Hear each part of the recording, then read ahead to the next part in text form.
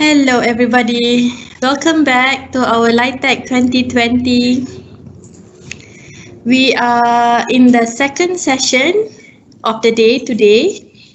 We are going to listen from the Litarians grant receivers. So I hope all the presenters are ready. Okay, for some housekeeping announcement. For the participants who joined LITEC 2020 by streaming, just sit back, relax and enjoy these 3D sessions. No microphones or camera are needed.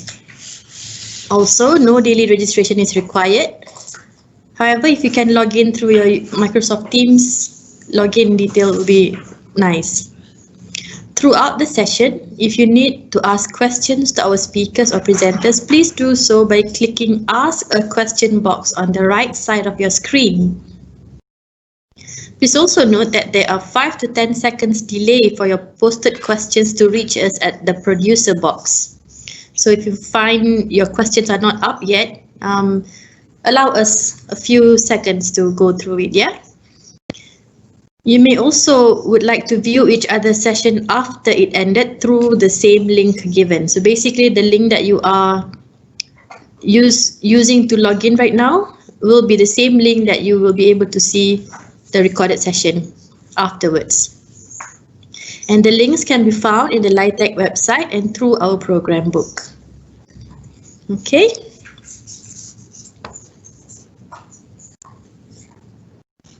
Faiz, you want to play your slides? Okay. So, Assalamualaikum and good afternoon, everyone. So, thank you, Mr. Chairman, for the introduction. So, I am Faiz Salleh from Faculty of Engineering. So, first of all, we would like to express our gratitude to ADEC for providing us the grant to conduct the study on introduction of Hackathon in formal learning process for improving students' design capability. So before I proceed to my presentation, I would like to explain a little bit on the background of our study. So in the Faculty of Engineering, we have a subject that we call as an integrated design project, where the student need to use their engineering knowledge to solve a real problem by developing a product that can solve that problem. So in this subject, which related to undergraduate student, the third year student, so they will group into a group which consists around 3 to 4 students, not more than 5 students. And then they will select a title, the title which was given either by the lecturer or from the industry, or even they can came out by themselves. And then by using a systematic design process, they need to provide a solution to the problem statement that they have brainstorming inside the subject, and then they will come out with a proposal and then present their proposal, and then they need to develop a product, and at the end of the subject they need to demonstrate the product that will solve the problem which related to the title itself. However, usually the student will face some difficulties when they were asked, what is the significance of the project, or what is your problem statement? Yes, the student can explain what their problem statement, but usually their problem statement is quite vague, it's very wide, or it's not very specific, and sometimes it's not very impact with the title itself. For example, like if we consider a chair, then we ask the consumer or the needs of the stakeholder that they cannot sit at the chair for a long time. And when we ask them what is the reason, because the chair is not comfortable. Maybe some students will take the problem statement as an uncomfortable chair that they want to improve. But if we want to make a good design, so we need to have a specific problem statement. For example, like the design is not suitable for the backbone of the human, for example, or the material used are very stiff, for example. It's not very accurate example, but there are some points that I want to deliver to you all, that there are some difficulty that they faces when we ask what is the significance of the project or what is the real problem statement that they want to tackle. And then if we ask how your solution efficiently solve your problem, so usually the student can answer the question, but they cannot compare with the other type of solution because the student tends to provide only one solution. But when we have a good design process, we will come out in the several concept, and then we will check the concept, how many it tackle the specification that we need, and that from we have what we call it a systematic selection, for example, like the metrics and so on. So we will come out a good one solution. And then if we ask them why you choose this technique or solution to solve your problem, so sometimes the student we think will take time to answer this question, because just like I said that when they provide the solution, they tend to provide only one solution, and usually they think how to choose the solution is go back to what is the problem statement without going the systematic design process. For example, like the needs of the market, the needs of the consumer, and the product specification, or the concept generation, and testing, and how to provide the real solution. So if I summarize this kind of problem, we can say that this kind of project-based learning of this integrated design project, the student have the lack of the design consideration, and then they have lack of involvement and consideration of the appropriate stakeholders, and also they have the lack of exposure on the needs of the market. For example, like you can see in this picture that there are several type of design of a chair, and we can see that the left chair have no hand support, and the middle one have the hand support.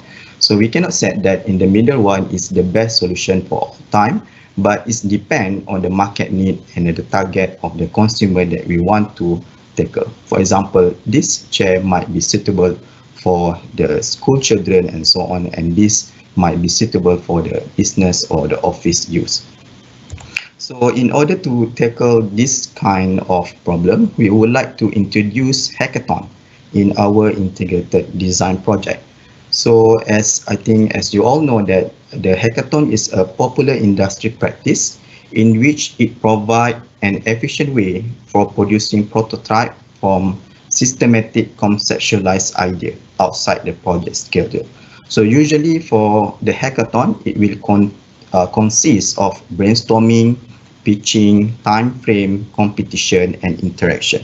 So inside the brainstorming, the student will throw out the idea and narrow down the idea by using the systematic technique, for example, like the SWOT analysis or the brainstorming, the brain mapping, and so on.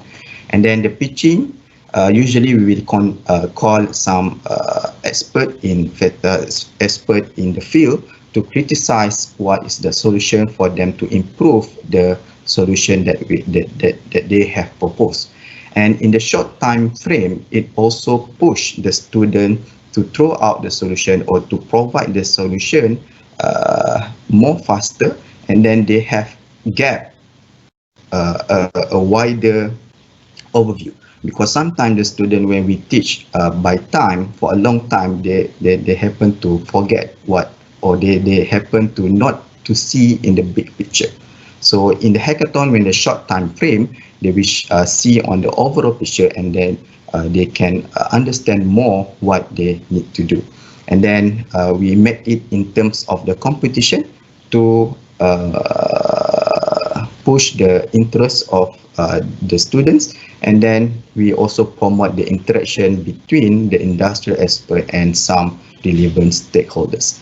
And there are some studies that have applied the hackathon in the formal learning process, and this Gamma ETL have used the hackathon in the final year project, where they face a problem that the student provide the solution for a long time. It takes a long time to provide a solution, and they want to the student to gain the knowledge based on the practice and also the learning from one another.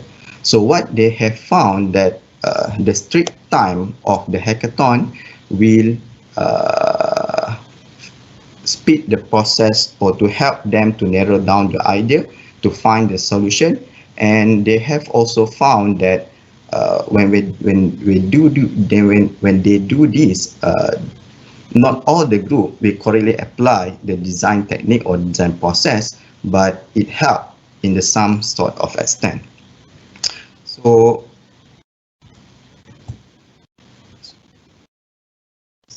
it's like, so we want to introduce the hackathon in our integrated design project. So we have thrown out some of research questions. The first one is how hackathon influence the ability of the student to systematize the conception of ideas to be transformed into solution. And then how can hackathon improve the involvement and interaction between appropriate stakeholders, and how engineering students will perceive the benefit of hackathon in their formal learning process. So in order to answer this question, not all, but maybe some part of the question, we have set our objective. The first one is to conduct a hackathon with involvement of appropriate stakeholders. And then we would like to clarify the influence of hackathon in improving the student design process ability. And then we want to evaluate the influence of hackathon on making the integrated design project course more engaging and interactive. So how we do this? The first one, the implementation of hackathon. So we make a one-day hackathon. So as you all know that the hackathon can be maximum around 3 days, 2 or 3 days, but we choose a one-day hackathon, which was held in the early semester, and we collaborate with CRES, and we take the CRES hackathon format to do the hackathon. And then we evaluate the hackathon effectiveness by conducting interview and survey prior and post the hackathon, in order to check how they perceive themselves and their design knowledge. And then we compare the specific design rubric element in their evaluation in the final semester, in the final end of the course. So by comparing the evaluated rubric in their final presentation with the previous batch, which does not have hackathon in their formal learning. So this is our sample. So in this time, we have 34 groups which contain third year undergraduate students, and each group contain around four students. And then they will form the group and select the supervisor with a project title. And then after that, they will have a supporting lecture the first 7 weeks, which in this supporting lecture mainly will introduce them on the product design and development, especially on how to identify the customer needs, the product specification, the concept generation, concept selection and testing, and so on. And then in the first semester, they need to present the proposal, and in between, they will start to develop their prototype, and we also have given some budget for them. And then in the second semester, or the end of the subject, they will present the prototype to the evaluators, internal and also from the industry. So what we do to improve the design ability of the student, that we introduce hackathon before they learn in detail about the design process. So we want to expose the student the overall or the big picture on how to design a good prototype that can solve the problem that they have came up. So this is the detail of what we have done on the hackathon. So as I just explained, that we make a one-day hackathon adopting the CRES hackathon format, which consists a lecture on design process technique. It's not in detail, but in brief. And then we have a brainstorming session for them to prepare the proposal of their the project, the prototype. And then we have the pitching session with the industrial expert. So we have done it in, I think if I'm not mistaken, in around week 2 or week 3 in the first semester in the September last year. And then this is some picture shows the crash person that give the design process technique. And this picture show us the brainstorming session. So inside the brainstorming, so they brainstorm together with their group, and we also allocate a facilitator over there to some extent to guide the brainstorming process. And then this is picture shows us the pitching session with the industrial expert. So as I said that in order to clarify the effectiveness of the hackathon, we have done the survey and also the interview prior and the post before and after the hackathon was held. So this is some result of the prior and post analysis. So we have construct several questions. The first one is to clarify what they think or what they perceive of the hackathon influence on their design ability and on how their idea can become into solution and the interest in the learning. So this part shows the numbers of the student before or the prior the hackathon, and this shows the numbers of the student after the hackathon. So if you can see here that the numbers of the student that answer yes, for example, the first question, do you think the hackathon improved your design ability? So prior to the hackathon, just 50 students said yes, and after the hackathon, it's increased to 98. And conceptualize the idea into solution also increased from 49 into 85. And if it's motivate or increase your interest in learning, it's also increased from 49 into 89.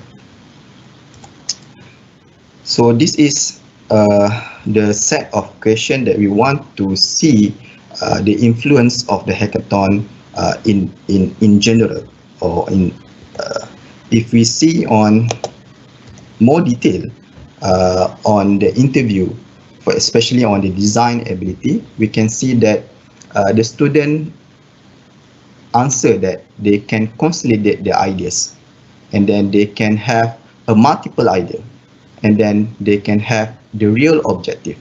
So they know that what is the problem statement, what is the objective they need to set up to tackle the real problem statement. And then if we see from the interest in the learning, so we can see that in the short time frame, the hackathon can push their progress and then can push their effort and force them to generate idea. And then with the involvement of the industry and also the lecturer, we also can see that the hackathon successfully involve an appropriate involvement between the industry and also the lecturer. So if we see on more detail on the design process itself, for example, we have set several questions regarding the rubrics of the design process. For example, the first one, to clarify the problem statement and explain its significance. So we can see that the prior hackathon, the number of the students answer yes is around 48, and it increased after the hackathon is around 104. And if we see when they want to provide the solution, did they consider any stakeholders or the market needs? We can see also it increased into 94. And the numbers of product or the solution concept that they have generated, which is more than 2, because this is quite important. As I just said in the background of the study, that the student tend to provide only one solution. So they did not provide many concepts and choose from the concept the best solution. So we can see that through the hackathon, the student can provide the concept more than 2, increase into 64. So we also have, just I explained in the methodology, we also had compare the specific design element which was evaluated by the industrial expert in their final presentation or final demonstration. So this graph shows us the percentage of the student which have successfully the blue color, moderate the yellow color, and poor the red color. So we have clarified into 3 rubrics: the complexity of the design problem, where if the students successfully demonstrate sophisticated ideas for the design integrating core areas and meeting specific needs with appropriate consideration, or and the second one is the quality of the design solution and product. Is the student successfully able to identify quality design solution? And then the third one is the design structure approach. If the students successfully use appropriate modern tools and basic engineering principles in development of the design. So we can see here that in these 3 elements of the rubrics, people or the student which have the hackathon compared to the previous batch, we don't have hackathon in their formal learning process. We can see that the successfully demonstrate, able to identify and use the appropriate model tool increase compared to the previous student. So for the first element, we can see here hackathon without hackathon, hackathon without hackathon, and same the design structure approach. With the hackathon, the percentage of the student successfully use the appropriate modern tool is increased compared to the previous batch. So we can say from this analysis that there are improvement in their design ability, and maybe some of you may say that this is just from the side of the industrial expert. So we also have compare with the internal evaluator, which also evaluate same these 3 elements: the complexity of the design problem, quality of the design solution, and also the design structure. So if we consider in the whole, we can see that when we compare the student with the hackathon and without the hackathon, there is an increase both in by the moderators and also by the supervisor evaluation. So we can say that it is in agreement with the evaluation done by the industrial expert. We also have take the self-evaluation by the student. So Dr. Faiz, lagi 2 minit. Lagi 2 minit. So we have take from the cost outcome analysis, and we found that if you can see from this graph, very good, the blue one, the outer side is the hackathon and the inner side is the without the hackathon. So we can see that all the design rubrics, the batch with the hackathon is increase their design abilities. So I conclude my talk. The first one about the implementation of the hackathon. So we have successfully held a 1-day hackathon collaborating with the CREST, and from the evaluation of the hackathon effectiveness from the survey and also the interview, it's considered the student design ability is improved, and we can promote the interaction and involvement between related stakeholders and increase the interest in the learning.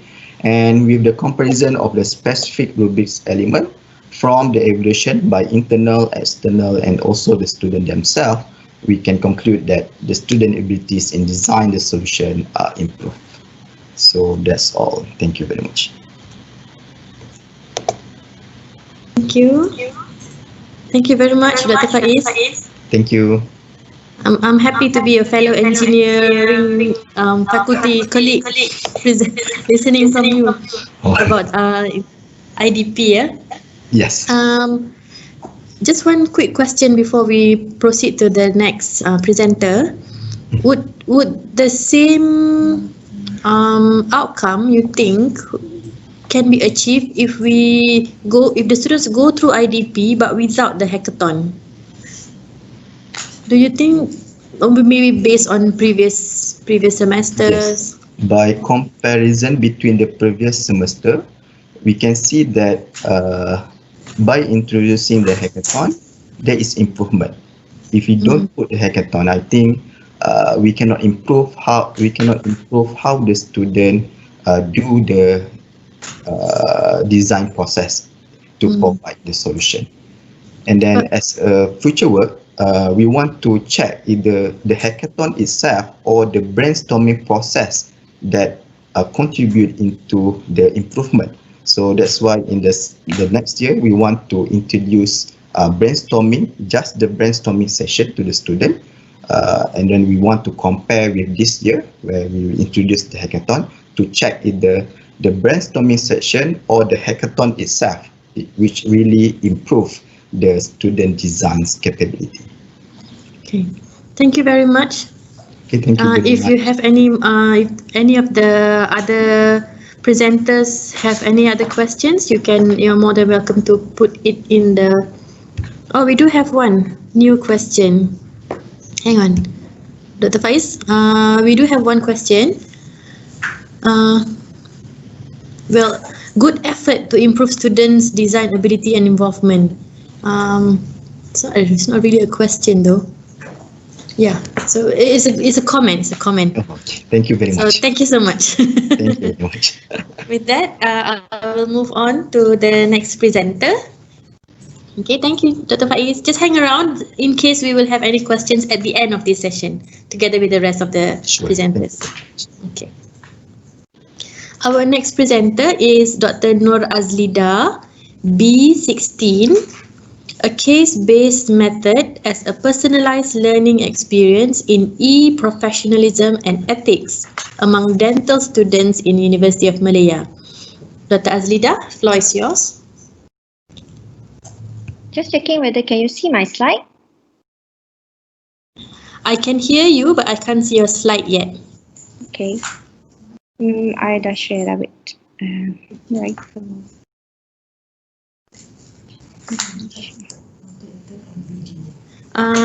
Dr. Azlida, boleh turn on can you please turn on your video? Yes. Okay. I'm sharing my slide. Can you see my slide now? Not yet. Maybe it's coming up. Let's wait for a while.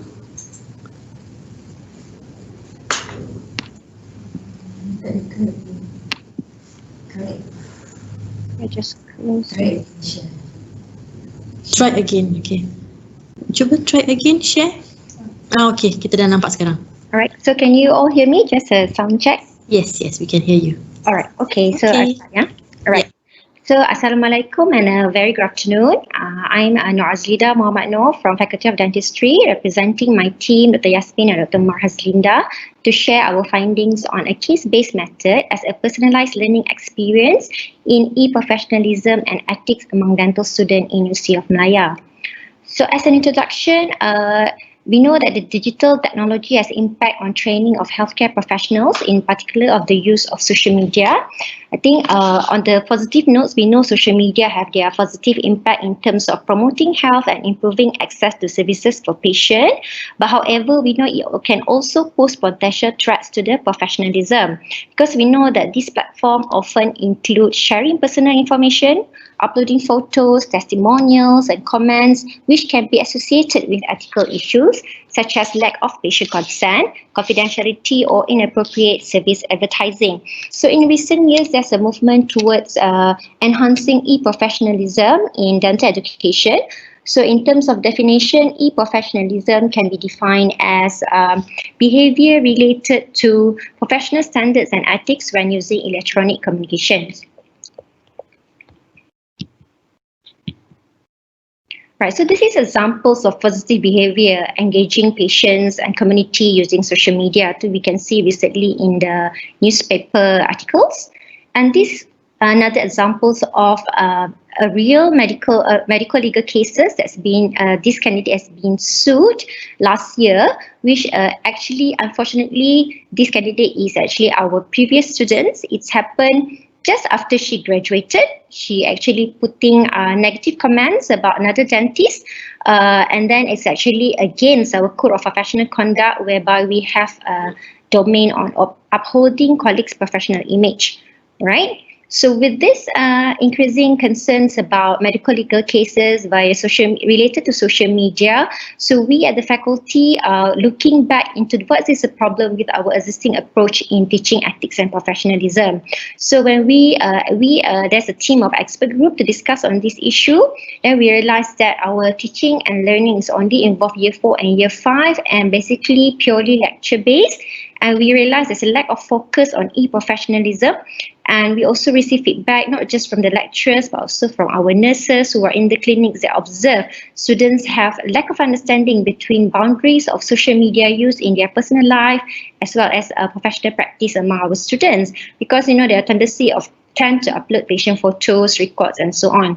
So on the other points, we also acknowledge somehow there's not an easy, clear-cut approach with regards to adopting dental code of professional conduct when it comes to the online world. So this is a challenge for teaching ethics and professionalism, because the main challenge is not just increasing their knowledge, assessment score, and so on, but also issue in relation to foster the actual ethical and professional behaviors among our students. So in terms of problems with our traditional teaching of ethics and professionalism, that mainly lecture-based, so we realized that maybe this is an issue that students struggle to apply the theory learned to their professional practice. And we thought that it's a time to involve with more active and personalized learning to increase students' engagement on this subject matter. So from the literature, we know that there's evidence to support a small group teaching as well as personalized learning environment, which can be effective in teaching professionalism. So therefore, this study aimed to redesign traditional teaching activity by adding case-based learning, or CBL, on e-professionalism and ethics on social media use among dental students. So we also would like to explore final year dental students' awareness and their professional behaviors online pre, before, and after CBL introduction, and also to explore final year dental students' reflections and perceptions on the newly introduced CBL method in dental curriculum on ethics and professionalism. So what we did was, because this module is only taught at year 4 and year 5, so basically in year 4 we did not do much changes. So it's just the changes is only that there's a variation in lecture series where it can be it's a combination of face-to-face and online lectures. So assessment remained the same. Written exam, as well as they have formative assessment, which in application in clinical practice. And the changes was made in year 5, where we introduced case-based learning, which focus on e-professionalism and ethics, where we focus on 3 main domains in code of ethics and professional conduct, which is patient consent and confidentiality, upholding colleagues' professional image, and maintaining integrity of the professions. So in terms of assessment, again, not much changes on assessment in terms of written and application in clinical practice. However, for the CBL, 5% of the CBL marks is included in their continuous assessment.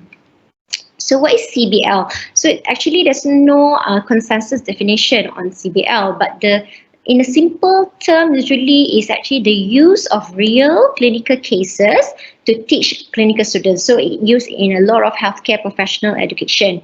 So this, in terms of definition, this concept from this author is commonly cited, where they highlight in terms of CBL CBL is to prepare students for clinical practice through the use of authentic clinical cases, and it links theory to practice through the application of knowledge to the cases, as well as using inquiry-based learning methods. So based on that, following the experts group discussion, so we developed a Cbl Facilitator's Guide. So for those who have interest, you can use this QR code to take a look into our booklets. And we, for this Cbl, in particular for ethics and professionalism, so we developed our own vignette based on the real medical legal cases, but we have to modify a bit to suit our learning outcomes. Okay, so this is examples. So basically, I just to quickly go through this is our course learning outcome, and these are the learning objective for this specific CBL. Alright, so this slide shows the overall flow charts of this research, where the experts workshop discussion I've mentioned in the earlier slides, and then we developed Cbl Facilitator's Guidebook and vignettes, and then this is the conduct of the Cbl. So the conduct of the Cbl, so we explain a bit further in the next slide, but basically they will have pre-session, which is self-guided learning by a spectrum, followed by face-to-face Cbl group discussion, Session 1, and face-to-face group discussion Cbl Session 2. So before the Cbl, so because of the outcome assessment, we actually measure two components. One is the online professional behaviors, they're self-reported, and also their awareness towards e-professionalism. And on the second component is the teaching and learning component, where we actually ask about their reflections and perceptions towards Cbl approach. So for the pre and post questionnaire, pre-questionnaire we distributed before pre-session, and for post-questionnaire, we distributed 2 weeks after the Cbl2 session. So this actually involved all final year students, around 52 candidates. So in terms of the overall conduct of the Cbl, so the photos show how the Cbl is being conducted at our faculty. So luckily it's in SEM 1, so it's before pre-COVID, pre-MCO. So the pre-session, we upload all the resources and learning outcomes on Spectrum. So it's actually a self-guided learning 1 week before the session 1. So actually students have time to learn at their own pace, at their own time, using the resources that we uploaded.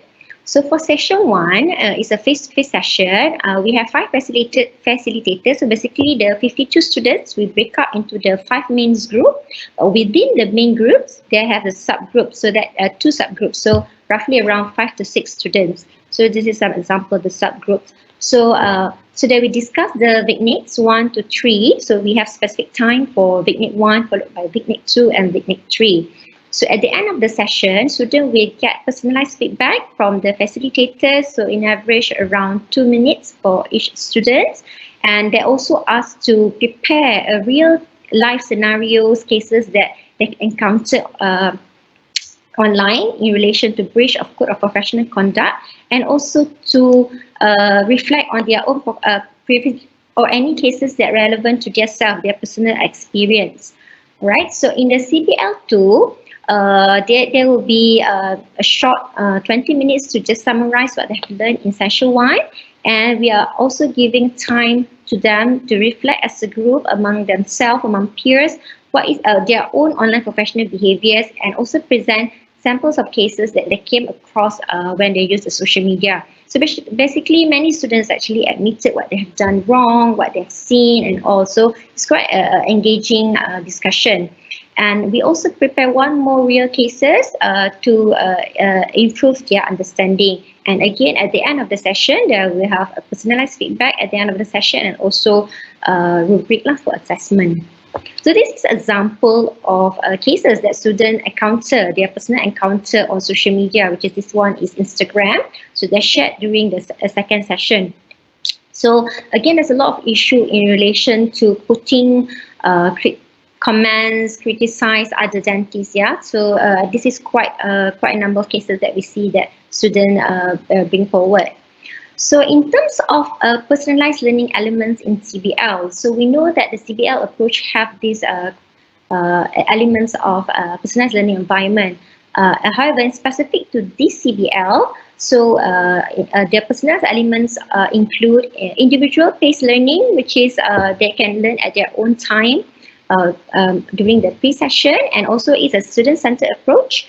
All the discussion, problem solving is actually more from the students, not from the facilitators. The facilitators only guide the session. And also they are allowed during the Cbl, they are allowed to use their gadgets, smartphone, laptop, iPad or whatever to search information if they got query or issues during the discussion. And also actually it's a learning activities that related to their personal experience, because from our questionnaire, majority of them, all of them have social media account and very active in social media, and also personal reflections on what they have learned, and also personalized feedback from the facilitators. So in terms of study instrument and data analysis, so as mentioned earlier, we got two components. So one, we assess their self-reported online professional behaviors and awareness before and after the CBL. And the second component is their learning experience using CBL approach. So for the pre and post questionnaire, we adopt the questionnaire from the existing from the literature and modify accordingly to suit our study population. In total, we have 29 questions, and these questions go through the standard phase validation, piloting, and then the final version we use for this study. So again, we have domain in relation to patient consent and confidentiality for that questionnaire. Maintaining the integrity of the profession and upholding colleagues' professional image, followed by questions on awareness on e-professionalism. And for the learning experience, all of them at the end of the session 2, CBL2, they will give them a guided reflection sheet, so that we got 5 questions in relation to their learning experience. So they go back and write their reflections, and then submit it to us 1 week later. And then also after that, we ask them overall students' feedback for this CBL approach. So data were analyzed using SPSS, and the students' reflections notes were analyzed qualitatively using thematic analysis. So in terms of results, in terms of their pre and post CBL, their self-reported online professional behaviors. So we notice in terms of positive behaviors, so for example, taking patient consent before uploading photograph. So we can see there's some increment in terms of their positive behaviors. In terms of risk or negative behavior towards e-professionalism, for example, uploading clinical photograph, post comments about patient, discuss clinical cases on social media, post status, discussing colleagues. So we can see all these negative behaviors are actually decreased. So tendency towards decrease in terms of their behaviors. Although there's some variation in terms of their behaviors and towards positive behaviors, but however, there's no statistically significant difference observed.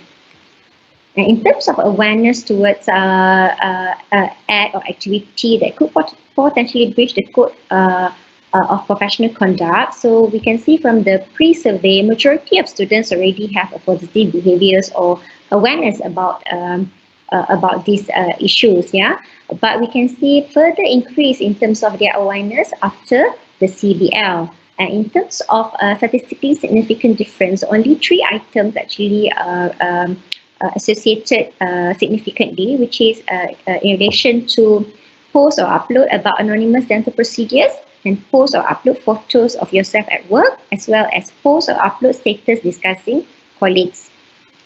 Okay, so in terms of their students' reflections on their learning experience, so the most themes that emerge is actually many of them actually reflected about active learning experience. So they actually reflected about having a chance to give points, ideas, discuss in the CBL, and also they prefer this instead of lectures, so that we can have time to discuss more among ourselves. Plus, we need to find information to help them to know more.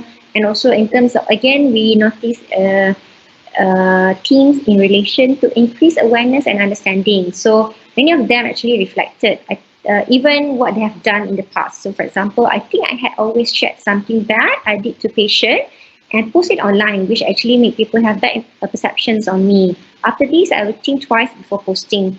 So another things like I learned a lot from this CBL, it brings awareness of about sharing or posting online.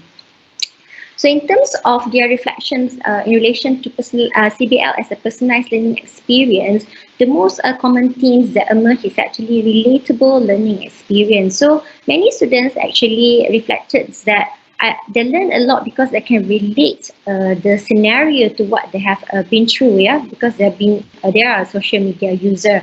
So for example, I learned about the e-professionalism and can relate with myself involving in such issues.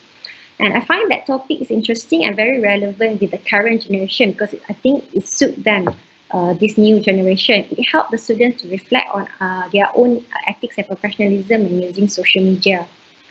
So when we actually asked about the overall perceptions to a CBL approach in relation to ethics and professionalism modules, majority actually answered that this method is actually improved learning and engagement, suited their learning needs and simulated learning experience as well as effective method.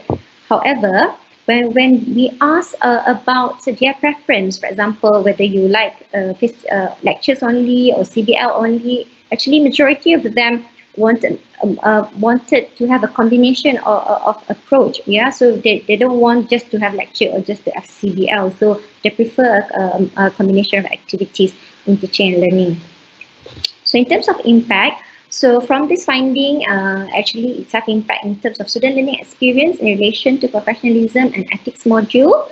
So and also increase awareness about potential threats to professionalism arising from engagement with social media. And for teaching and learning, actually, we want to use this finding to because currently we are doing curriculum review. So there's a need to enhance component of e-professionalism.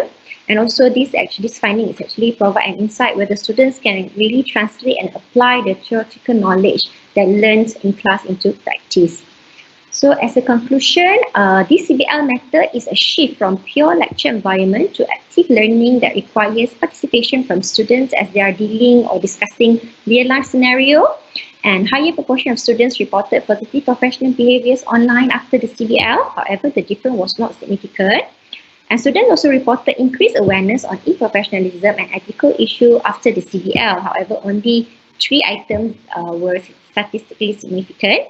And most students reflected positively towards the CBL approach and regarded this method as engaging learning activity as well as personalized learning experience. So they felt the scenario were relatable to their personal experience and real ethical dilemma encountered when using social media.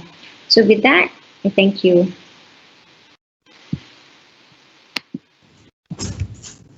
Thank you so much, Dr. Azlida. Thanks for the sharing. It really shows that you can't remove the social media userness from inside you, no matter what profession you are. True. So, and it's applicable to any other profession as well. I'm just waiting for if there's any question from the reviewer. However, if any of the other speakers or audience would like to share questions, you're more than welcome to do so. So this was a 2-semester project. Basically, two modules. Actually, this module is also part under integrated modules. I see. So, yeah, so that's why we cannot. We wanted to analyze the assessment component, but we really have to retrieve data from different modules that actually ask questions related to ethics and professionalism. Mm-hmm. So that's what we want to do because they just finished their professional exam 2 weeks ago. Mm-hmm. So we have to, for example, SAQ. So we don't have SAQ or on ethics and professionalism. So we have A is actually consent issues, and then we get in terms of how they perform in terms of assessment, we have to extract the information. That's what we plan to do in the future. Okay, so there will be a little bit more future work and analysis that you can do. All right, thank you so much. Thank you, Azlida. We will move on now to our third presenter, Dr. Elyna, B17, Addressing Program Learners Diversity, Adopting a Personalized Teaching and Learning Framework for Master of Facilities and Maintenance Management Program. So Dr. Elyna, if you're ready? Yes. Okay. Okay, so we will move to Dr. Amir, Shamsul Bahar, B18, a pilot study for personalized learning pathway for degree of Master of Orthopedic Surgery utilizing the model of Carpal Tunnel syndrome. So Dr. Shams, the floor is yours.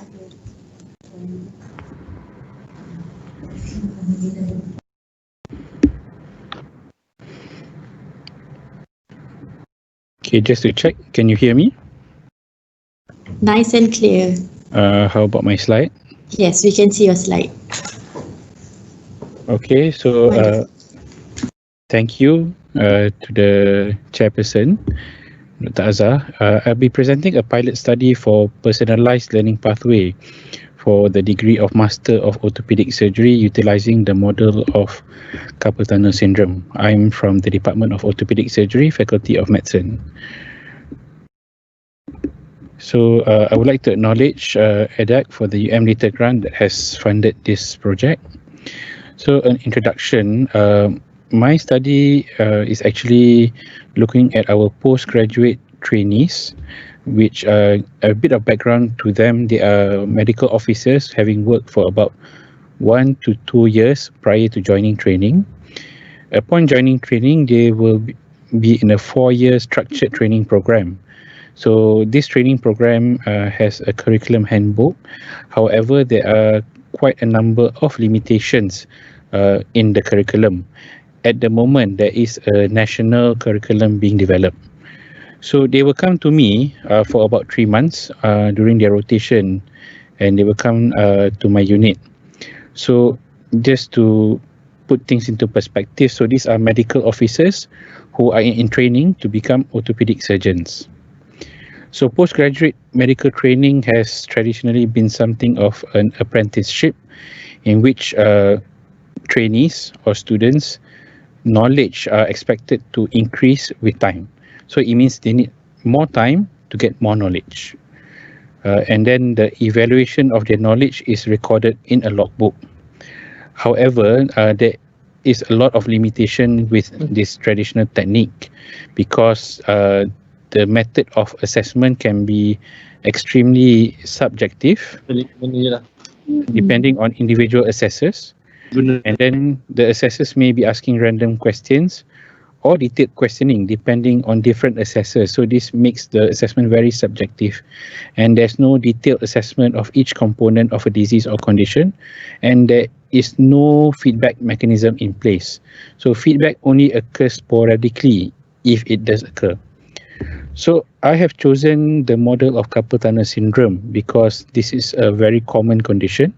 It is the commonest nerve compression condition of the upper limb, in which patients will normally present with numbness or tingling sensation over the thumb, index, middle finger.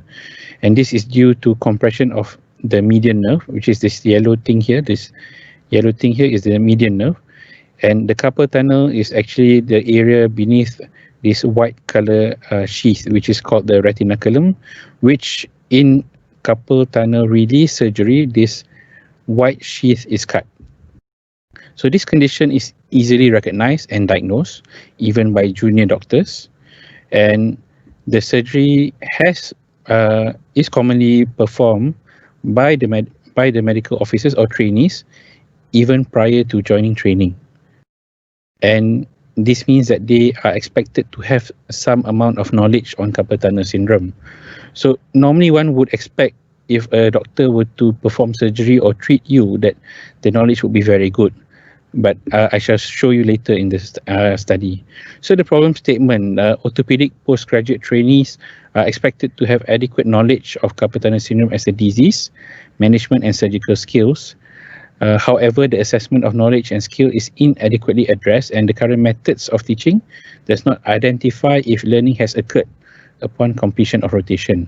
So the objective of this study was to improve the knowledge on carpal tunnel syndrome, improve the surgical skills on carpal tunnel release surgery, to look at the initial knowledge, because we expect them to already have knowledge as they have been treating patients with carpal tunnel syndrome, and to identify weak students and the areas they are weak in early to formulate a personalized learning pathway. So I have divided my study into 2 phases, phase 1 and phase 2. Phase 1 begins about a month prior to joining the rotation, and phase 2 is during the 3-month rotation period.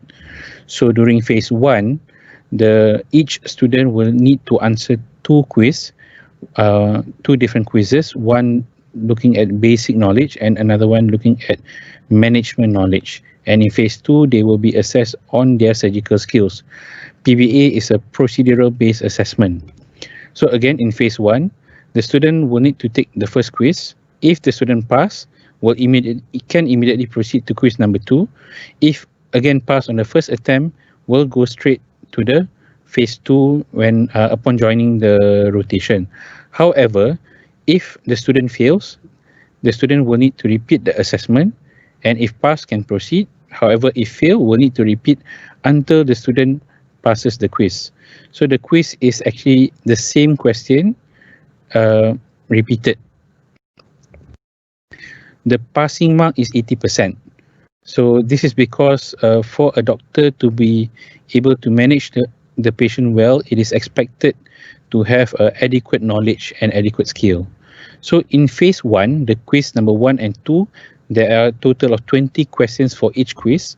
So as you can see, in quiz number 1, in which basic knowledge was tested, there are 5 different components, 4 questions each for each of the component.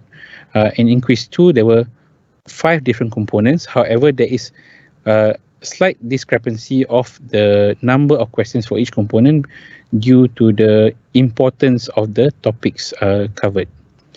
So an online assessment tool was selected for the quiz.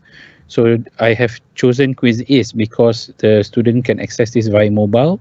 The questions can be either in text or image. There's an ability to shuffle question and answers, as some students may remember because they are repeating the same questions again. So this is automatically shuffled, and the students will actually get immediate feedback if they answer wrongly without revealing the correct answer. And there is the ability of data tracking of each subject, the response time taken to answer each question, and also the marks, and this is downloadable on Excel. So this is an example. This is my quiz on basic knowledge. It is in my library here. So you can see there are 20 questions. So when the student is about to do the quiz, so I will actually assign a homework. Then this is the setting that I will make. So shuffle questions and answers, and also the showing the answer is put to validate, and also show answers post game is only to show the question so as not to reveal the correct answer to the student, so that the student will actually make an effort to find the answer him or herself. And this will create a link, and this link is shared to the student. So this is quiz number 2. This is knowledge on management. So when the student has completed this, we can go to the report section, and this is an example of when they have completed. So this is the final attempt in which all these 4 students have actually passed.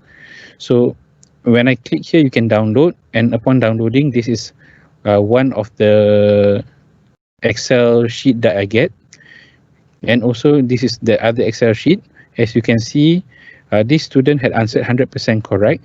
It shows the time taken for each question, and it also shows the response picked by the student. So if the answer is wrong, it will be a X over here. So if the student has completed phase 1, quiz 1 and 2, then you proceed to phase number 2, in which the student will have to be assessed twice through the procedural based assessment 1 and 2. So this is using this form here. So I did not develop this form. This form was actually developed as part of the ongoing national orthopedic curriculum.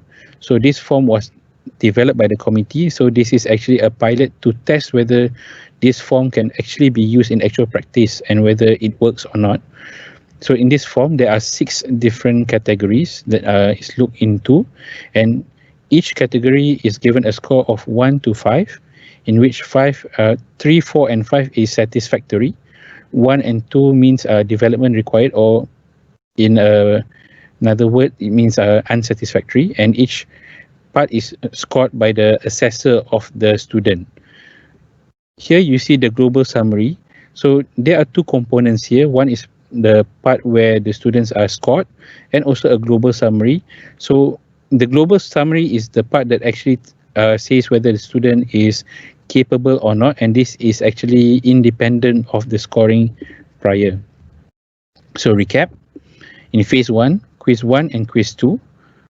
In phase 2, PBA 1 and PBA 2. So the results. So my study began in November 2019, and is supposed to end at the end of August 2020. So we had a total of 13 students. So all the students took quiz number 1. Here is attempt number 1, attempt number 2, and attempt number 3. Red shows failing of the quiz. Green shows the student having passed the quiz. So this is quiz number 2. Again, red is fail, green is pass. And then the Carpal Tunnel release assessment. This is the PBA 1. and PBA2. However, due to the MCO starting in March, we have had a lack of patience, which has actually led to 3 of the students not completing their study yet at this point of time. So in quiz 1, where basic knowledge was tested, none of the students passed on the first attempt. About half passed on the second attempt, and by the third attempt, all 13 students had passed. So you can see in green was the first attempt. So basic anatomy, pathophysiology of peripheral nerve injury, carpal tunnel syndrome, clinical diagnosis and investigation. So first attempt, the scores was in the 40s to 60s, and the second attempt there was an improvement. Quiz 2, so we began seeing students passing on the first attempt, and again majority passed by the second attempt and all passed by the third attempt. So you can see green here again showing the first attempt and blue showing the second attempt. So quiz 1 was testing basic knowledge, quiz 2 was testing knowledge on management. So you can actually see that in general, the green line showing the first attempt on both, that it was generally lower on the basic knowledge component and slightly higher on the management component. This graph shows the marks and average time per question in the first and the last attempt. So last attempt here would mean second attempt for some students and would mean third attempt for some students. So you can see first, the first 2 on the left is quiz number 1, the first attempt here, in which the average marks was only about 50, and in this last attempt the average marks increased to about 90, and the time taken to answer has actually reduced. This is similarly seen in quiz number 2, the marks had increased and the time taken to answer the quiz had also reduced. However, it was not statistically significant here. So on failing the first attempt or the second attempt, the students gave feedback saying that they actually took time to look at the textbook for hand surgery and also look on the internet. So in phase 2, all students passed both assessments. 3 have not yet completed, as mentioned before. So the average marks was about the same, in which first assessment was about in the 84-85 region, and the second assessment was about 88 to 89. So there was no difference in terms of the score. However, because the assessment was done with the same assessor twice, so the assessor was able to actually see how the student or the trainee handled the surgery, handled the soft tissue actually, and the assessor was able to actually give feedback to the students. So this had not been done prior to conducting this study on a regular basis. So you can see here the trainee giving feedback, more confident compared to the first attempt, gave constructing comments for future surgeries, and also supplied evidence behind surgical options. And again, the assessors were also giving feedback directly to the students. So this summarizes. In quiz number 1, there was a first attempt none pass. However, by the third attempt, all had passed, and also the for the phase 2 PBA, all passed.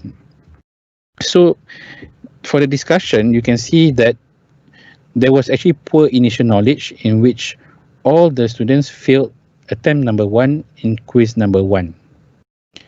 And in quiz 2, some had began to pass attempt number 1, and this can be seen in quiz 2 that majority had passed in attempt number 2, while only 2 here had to go to the third attempt.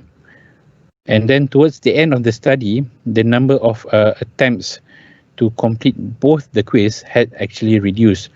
Majority passed by the second attempt. So this could be due to many reasons.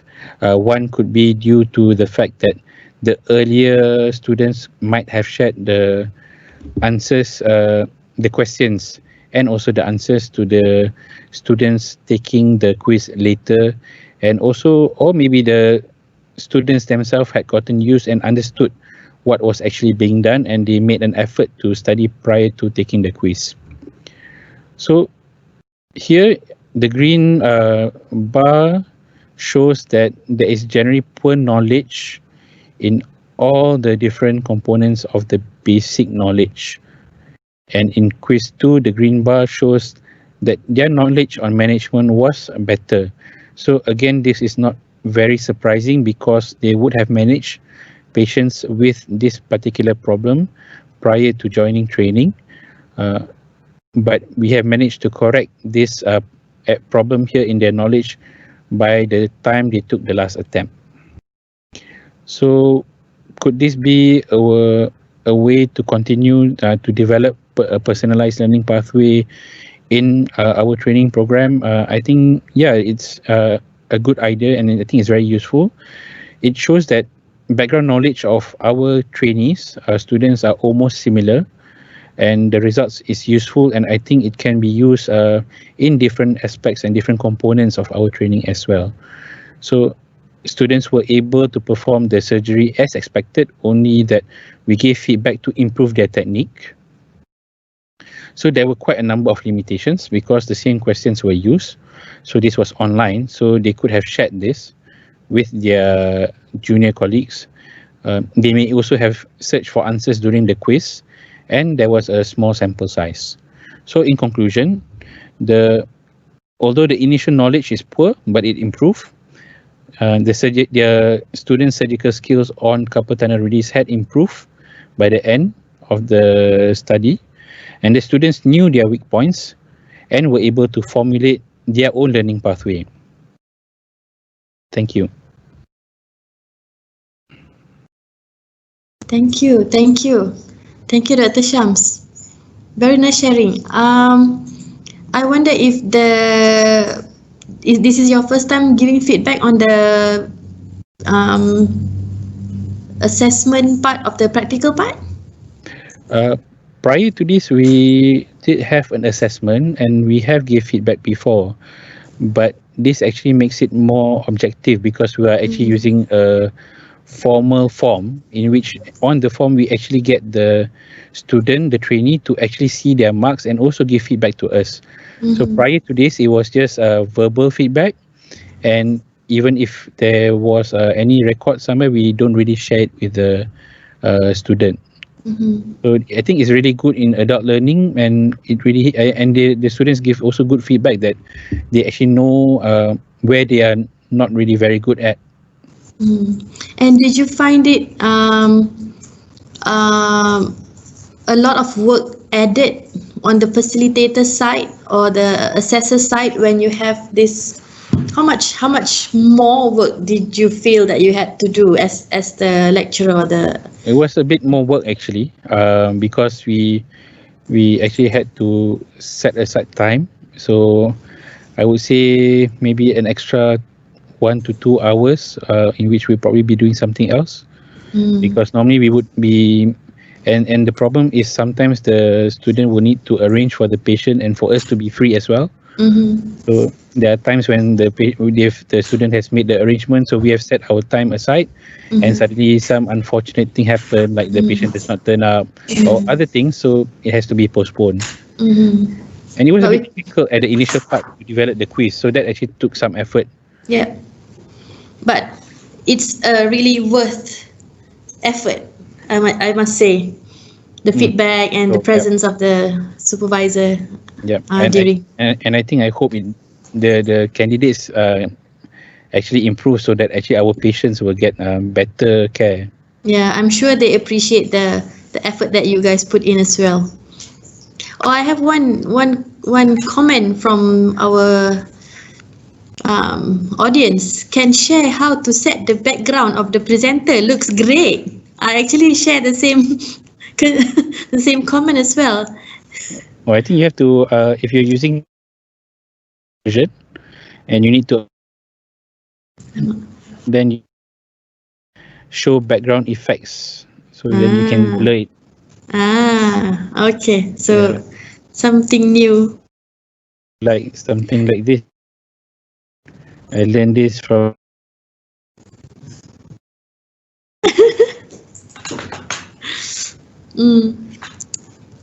Okay, Dr. Shams, thank you so much for your sharing. you. Towards the end of this, any more questions from? Thank you. So our next presenter, we will reintroduce Dr.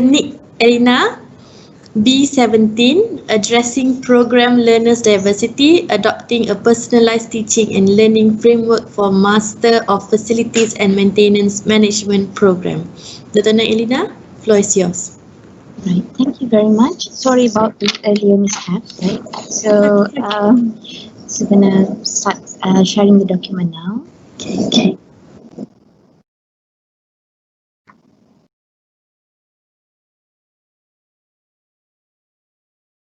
All right, so can you see it?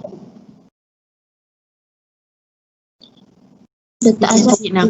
Yes. Yeah, right, okay. Good. Shall I start? Yes, please. All right, okay. So, Assalamualaikum and very good afternoon, everybody. So, I'm gonna present on the LITEC grant, which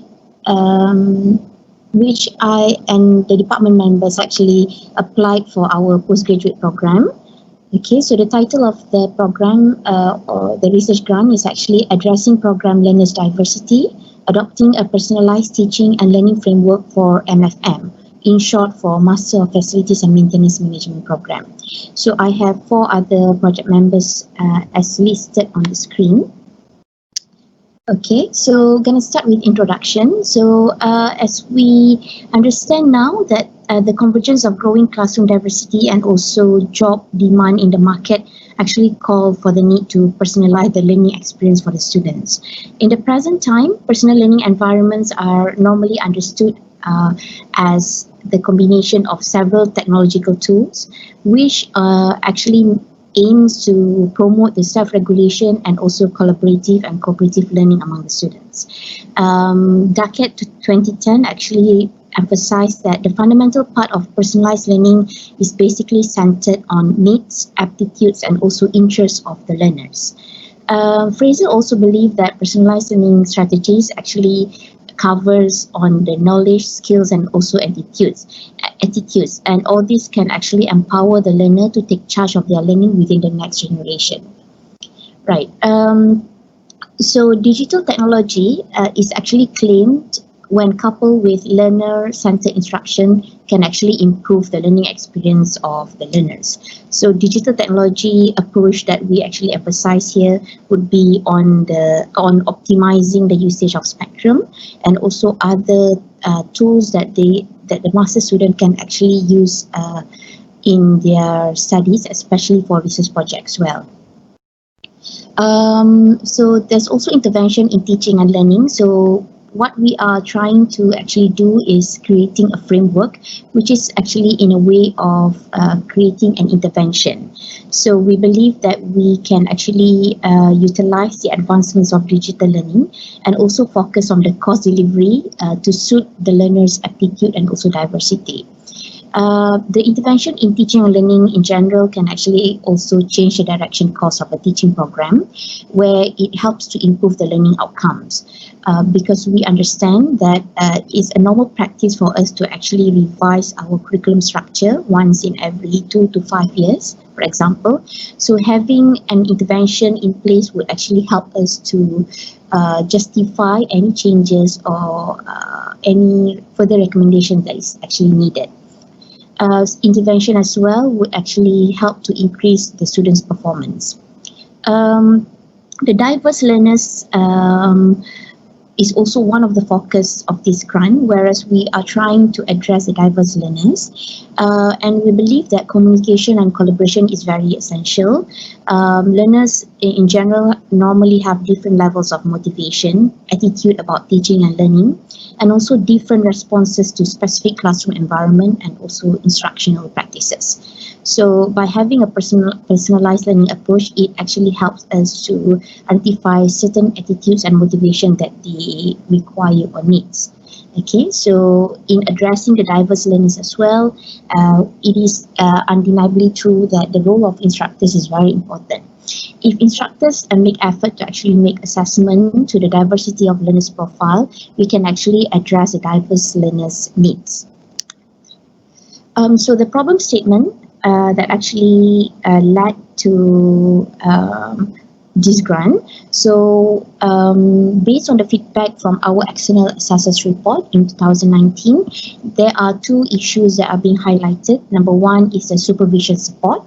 So our external assessor did mention that although there are good support of research being provided to the students, but additional real-time support might be beneficial to the student as well. So the other one that the external assessor mentioned as well is that it is actually good for us to have a boot camp or induction program starter to make sure that we can actually align the shared understanding of the cohort during the first few days of the enrollment, so that they get a good understanding of the whole structure of the master's program. So there is also the demand of industry engagement, whereby this is actually taken from the alumni survey, where they believe that personal session between students and industry practitioners is actually very important and provide a balanced learning experience for the students. Another statistic that actually supports the problem statement of this study is that based on the previous statistic, a student enrollment statistic, for example, in 1819 semester 1, 4 out of 15 new students actually withdrew from the MFM program. So in general as well, there's always at least 4 to 6 students who actually submitted their semester withdrawal request later than the deadline after add and drop week. So so when we ask the students what are the reasons for them to actually withdraw from the semester or withdraw from the program, the reasons are actually work commitment and also registered high credit of subjects during the first semester. Basically, they underestimated the commitment needed for the study. They felt like they can actually commit to the high credit and registered, and finally when they realized that they can't commit to that, they actually basically withdraw themselves from the program or from the semester. So based on all these problem statements mentioned, the solution of that we proposes is actually to adopt a personalized learning and teaching framework for the program, which we feel like we can actually accommodate their learners, the learners' needs, interests, and also aspiration, and at the same time improve the standard and also delivery of the program. Okay. All right. Okay. So the aim of the study is actually to provide personalized learning approach to the diverse postgraduate students of MFM by adopting a proposed teaching and learning framework. There are 3 main objectives of the study: provide a positive and supportive learning environment to the diverse postgraduate program students, to create positive learning experience around the centralized learning goals, to incorporate teaching and learning strategies to accommodate students' needs, interests, and also aspiration. So based on the aim and objective, I'm going to show you the structure of the framework that we are developing. But just a quick introduction so that you have an idea of what MFM is. So we have started this program since 2012. The graduating credit hour is 46, minimum of 1 year and maximum of 8 semesters. There are actually 15 credit hours out of the 46 credit hours that are meant for the research component. We have 2 intakes every September and February of the year. For every semester, we have about 30 students. So for 30 active students, which is combination of old cohort, new cohort, or the latest cohort. So they are free to take any subjects according to their preference. Okay, so this program also complies regulation and standard, and are also actually accredited by MQA and also RICS since 2017. Activities and awards that we have done, we have actually been organizing our one program with Liverpool John Moores University since 2015. We are actually also awarded the Akibas Education Grant by Akibas Foundation US, which is amounting to 2.1 million in a form of perpetual license of Akibas software. So we are, University of Malaya is actually, through this program, is actually among it's actually the first university in Asia, in Malaysia, to actually being awarded this grant. Right. So, so this is the focus areas of our MFM personalized learning and teaching framework. We have a few measures that we have listed under the focus personalized learning fundamentals: positive learning environment, responsive instructors or lecturers, personal learning path, individual mastery, high expectation, engagement, flexible assessment, and also support system. So, so those would be the metrics that we are trying to focus on when it comes to learning fundamentals. We have also listed some individual attributes that actually contributing to the success of this of the conduct of this project. Okay, so individual attributes of the learners basically range from needs, aptitude, skills, interests, knowledge, and also attitudes. All right. So when we mention diverse learners over here, we are talking about the group of matured students, postgraduate students, ranging from fresh graduates, right, up until actually we have the oldest one is around 50 years old. Right. So they are of different background. They are working part-time, full-time, on scholarship basis, on study leave, not working at all. So they are of different demographic as well. We have both local and international students. We have different age range, different background, religion, age, and also a professional background as well. So the diversity of learners in the higher education demands for the personalized learning approach, which actually prompt for a holistic and comprehensive framework that we are trying to develop now. So reflecting on the diverse background of our students, a mixture of both and part-time, both full-time and part-time students, we believe that it is necessary to actually address the personalized learning approach to make sure that we actually cater their needs and adaptability on this postgraduate journey. Right. So I know that this framework is quite small, right? But this is what we have actually drafted, and I'm trying to give you a full view of how we actually connect the metrics and also what the aim, the participation, methodology, impacts, and also the approaches that we have, right? So you can see on the top, this is the aim, the focus, personalized learning fundamentals that we have covered just now. The participation roles, so we have listed the roles of each person that we believe are actively involved in this master's program, which would be the course instructors or lecturers or the teaching team, and then the students and myself or anybody else in the position of the coordinator. So we have personalized learning approaches, methodology, measurement of impacts, and also the anticipated impacts. In general, we have actually set 4 main approaches, which is to set the personal learning path, program curriculum synchronization, support system, and also industry engagement. So this will be the main focus of the program. Okay, so this is actually running from October last year, since we were being awarded this grant, and up until the end of the year. So some of the milestones have been achieved and some are still undergoing. So milestone number 1 would be the setting personal learning path. So students were actually guided on setting their personal learning goals starting from their induction week.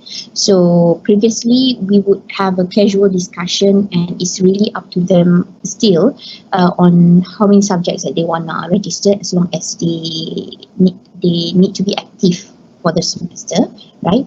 So but this time around we try to be more personal with them. We create a template for the students to actually focus on, and based on this chart they can actually see when do we actually offer all these subjects, because certain subjects are only offered on certain semester, right?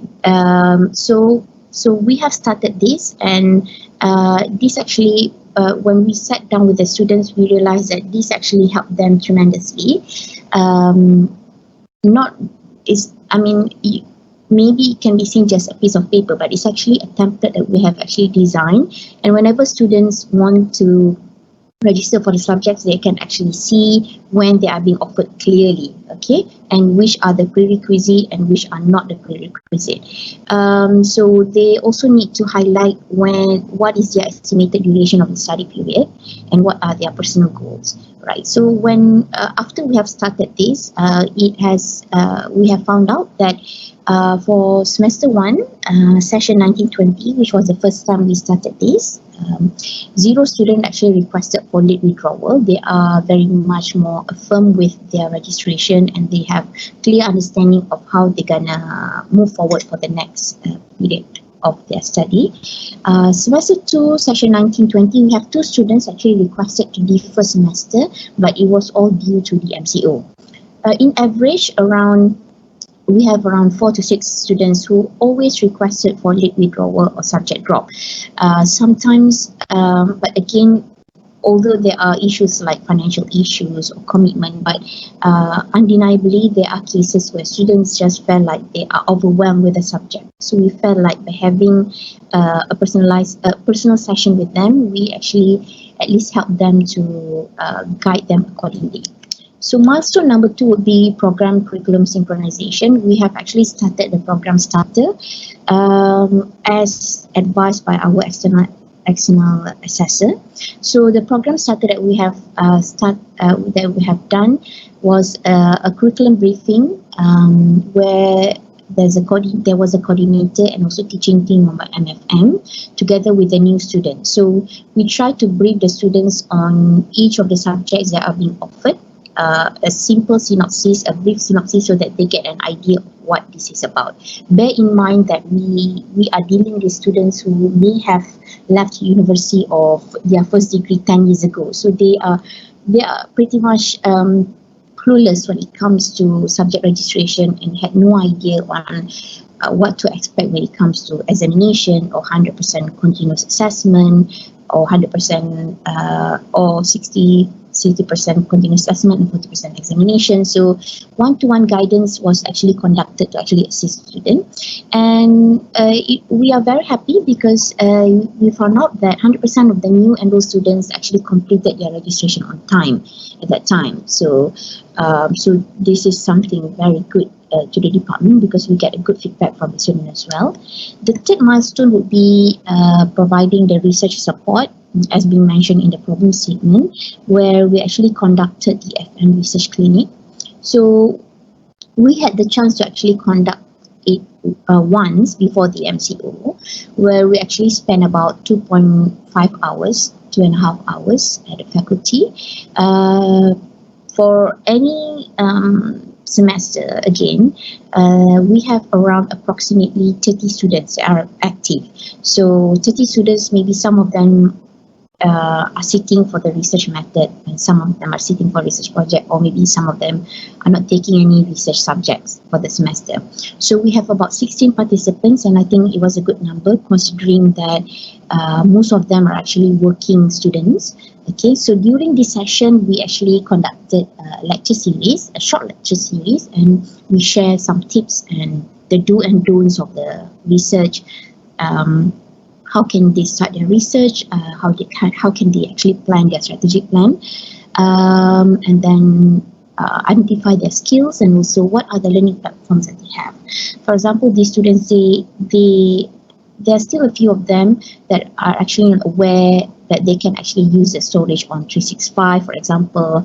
So they are very much limited to the Spectrum only. So we try to actually provide a hands-on guidance during that time. So the focus during this session of research clinic was actually to understand their needs, their aptitudes, and also their interests.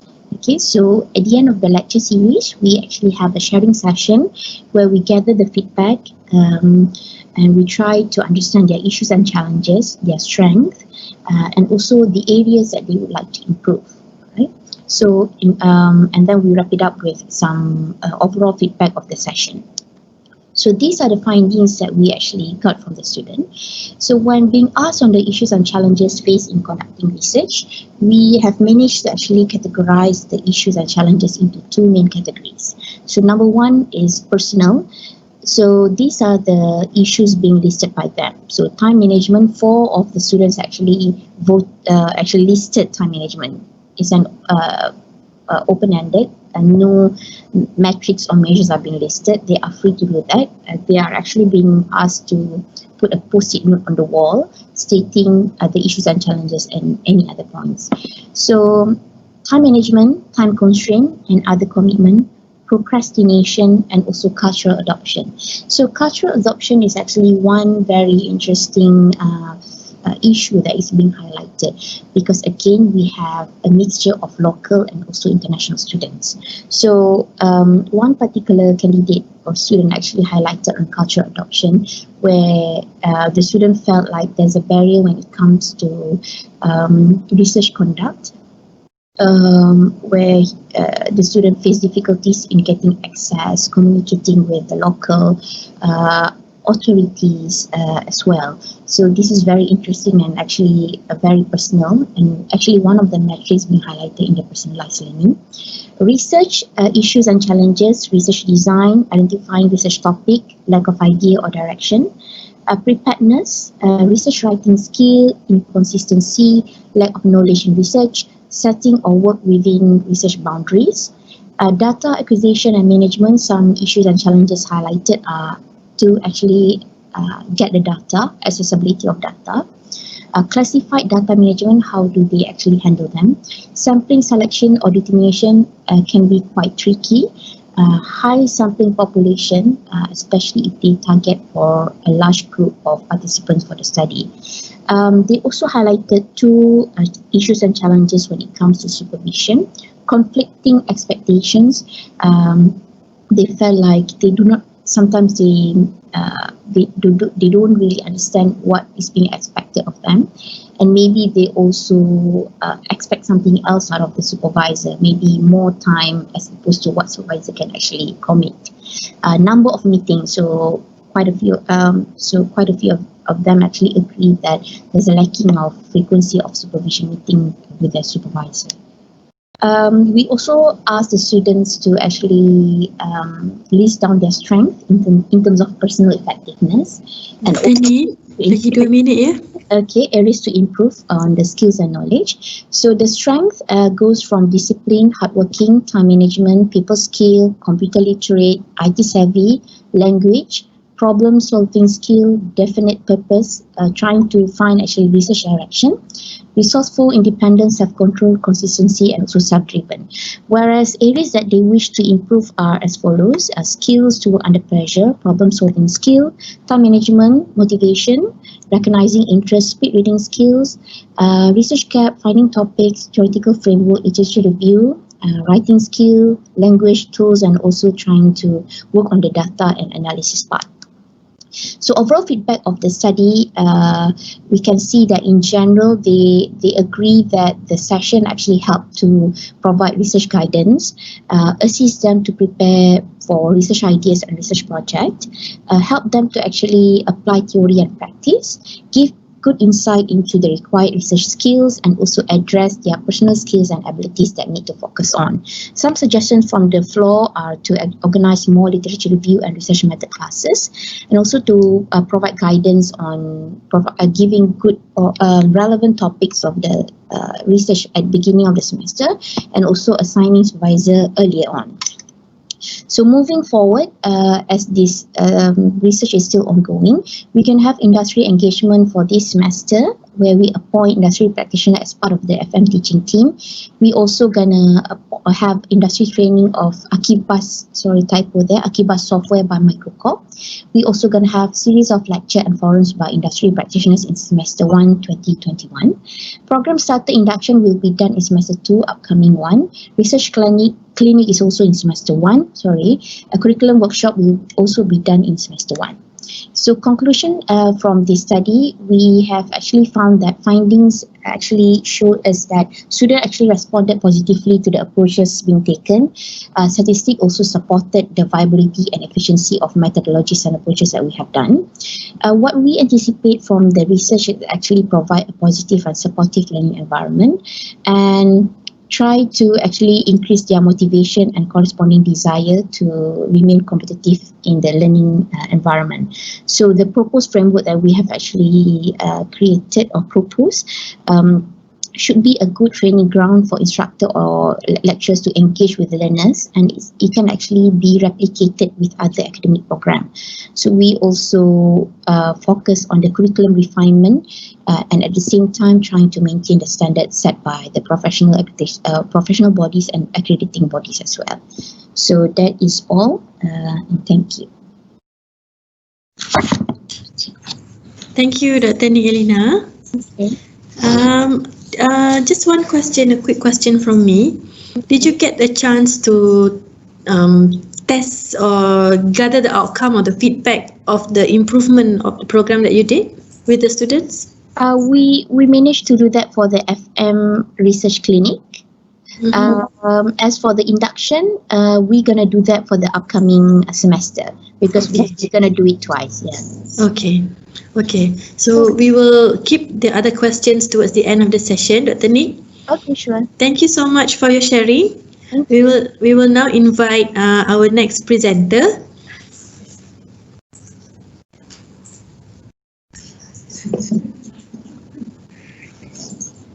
Okay. Our next presenter, B19, Dr. Saritha Sivarajan, Formative Assessment to Initiate Personalized Learning in Teaching Orthodontic Wire Bending. Dr. Saritha, are you ready? Yes, I'm ready. Can you hear me? Okay, we can. Have you switched on your video? Yes, I did. Can you see my slide? Okay, not yet. Have you shared it? Have you shared your slides?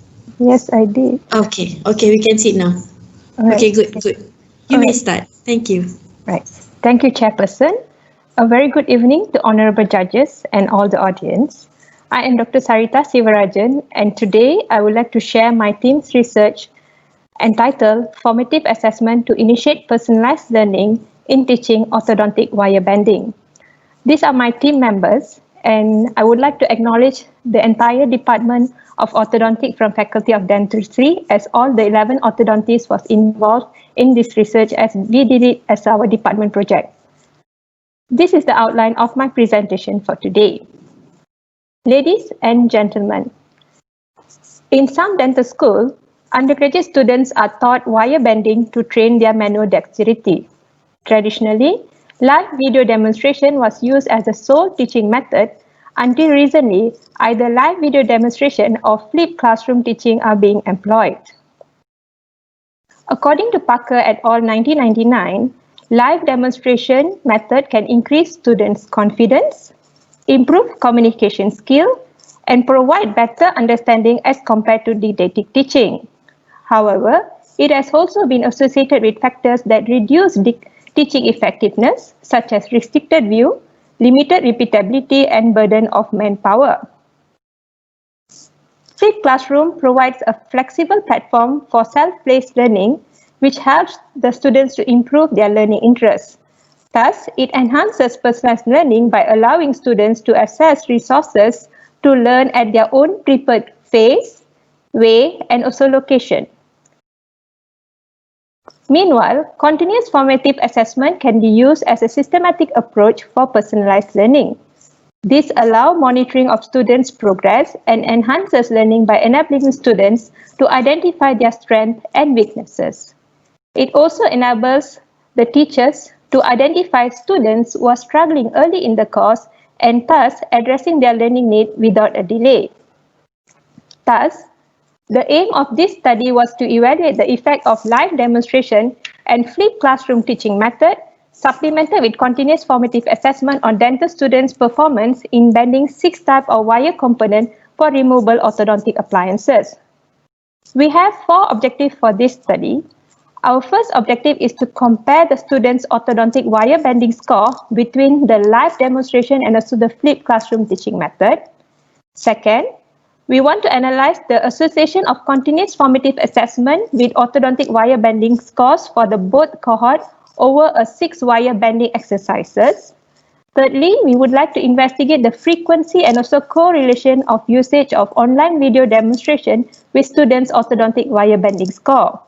Lastly, we compared the students' perceived satisfaction on wire bending demonstration for both cohorts. Ladies and gentlemen, now let's move on to material and method.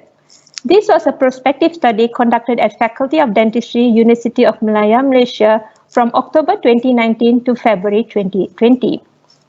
Ethical approval was obtained from Medical Ethics Committee, Faculty of Dentistry, University of Malaya. The entire class of 43rd year undergraduate dental students in 2019 with no previous exposure to orthodontic wire bending were randomly assigned to either live demonstration or flipped classroom cohort.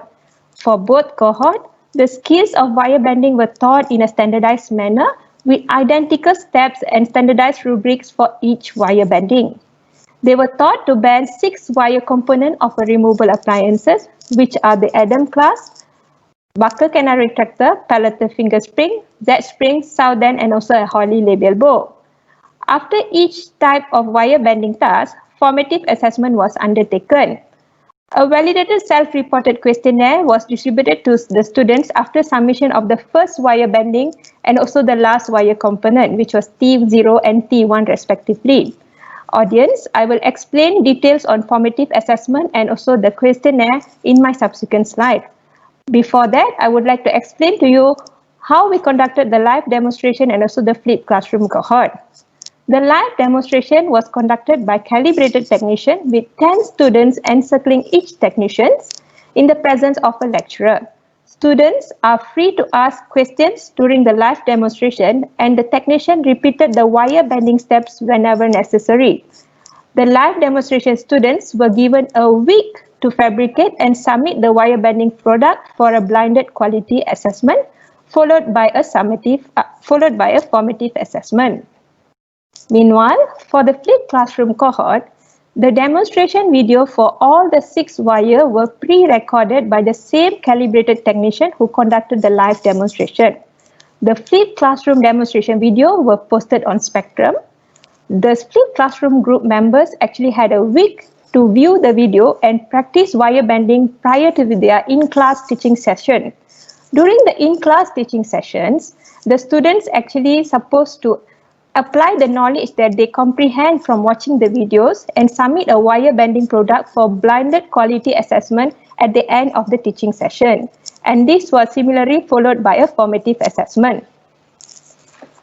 This is the flow chart of our study, and you can see that for each of the demonstration, for each type of wire, the live demonstration session was actually scheduled a week earlier than the flipped classroom, and this is to avoid the exposure of flipped teaching videos. As part of the continuous assessment, the scores and marking rubrics for each type of wires as shown here, we have 6 types of rubrics, and these marking score and sheets were actually returned to the students with their scores in it. So those students who actually scored below 60%, they are considered failed, and a 60% passing grade was set as an indicator to minimally knowledge and skill required to fabricate orthodontic wire bending. The feedbacks was actually also given to the students, to the technician, and also to the lecturers prior to the next teaching session. This enabled the students to ascertain their knurling process and use this opportunity to improve where necessary in the upcoming teaching session. Meanwhile, the teachers monitored closely the students who scored below par in the subsequent session. This was repeatedly for all the 6 types of the wire component. Next, in terms of the questionnaire, a validated self-reported questionnaire adapted from Lau et al. 2019 was used to assess the students' perception and satisfaction towards the learning experience. The questionnaire consisted of a demographic question followed by 29 item grouped under 6 domains, which is the infrastructure and material provided. Second, demonstration method. Third, teaching method. Fourth, wire bending task. Fifth, teaching efficiency. 6, overall satisfaction. Responses were recorded using a 5-point Likert scale, where a score 1 was given for strongly agree and 5 for strongly disagree. T1 questionnaire, which was a questionnaire which was given at the end of the wire bending session, actually had extra element of question to assess the students' usage and also perception of the video. So here are the details of statistical analysis that we use for each of the objectives, and we actually use SPSS version 25 for our analysis of the quantitative data. Audience, now let's focus on our findings. 13 male and 27 female participated in this study. The average age was 21.8 plus or minus 0.2 years. The intra-observer examiner for all the 6 examiners was greater than 0.9, indicating excellent agreement within the examiner for each of the 6 components. This slide explains our first objective, which was to compare the mean wire bending score between the live demonstration and also flipped classroom. As shown in the yellow highlight here, you can see that for 2 of the wire bending component, which was Adam class and so Z spring, it was statistically significant in terms of the score for where the score for flipped classroom was higher than the live demonstration. Meanwhile, for the other component, there was no difference between the live demonstration and also the flipped classroom cohorts. This slide explains the finding of our second objective, where we wanted to compare the mean wire bending score. We want to see the association of formative assessment on the mean wire bending score for both cohorts. And you can see that both live demonstration and flipped classroom cohort showed significant increase in wire bending score over the 6 wire bending exercises.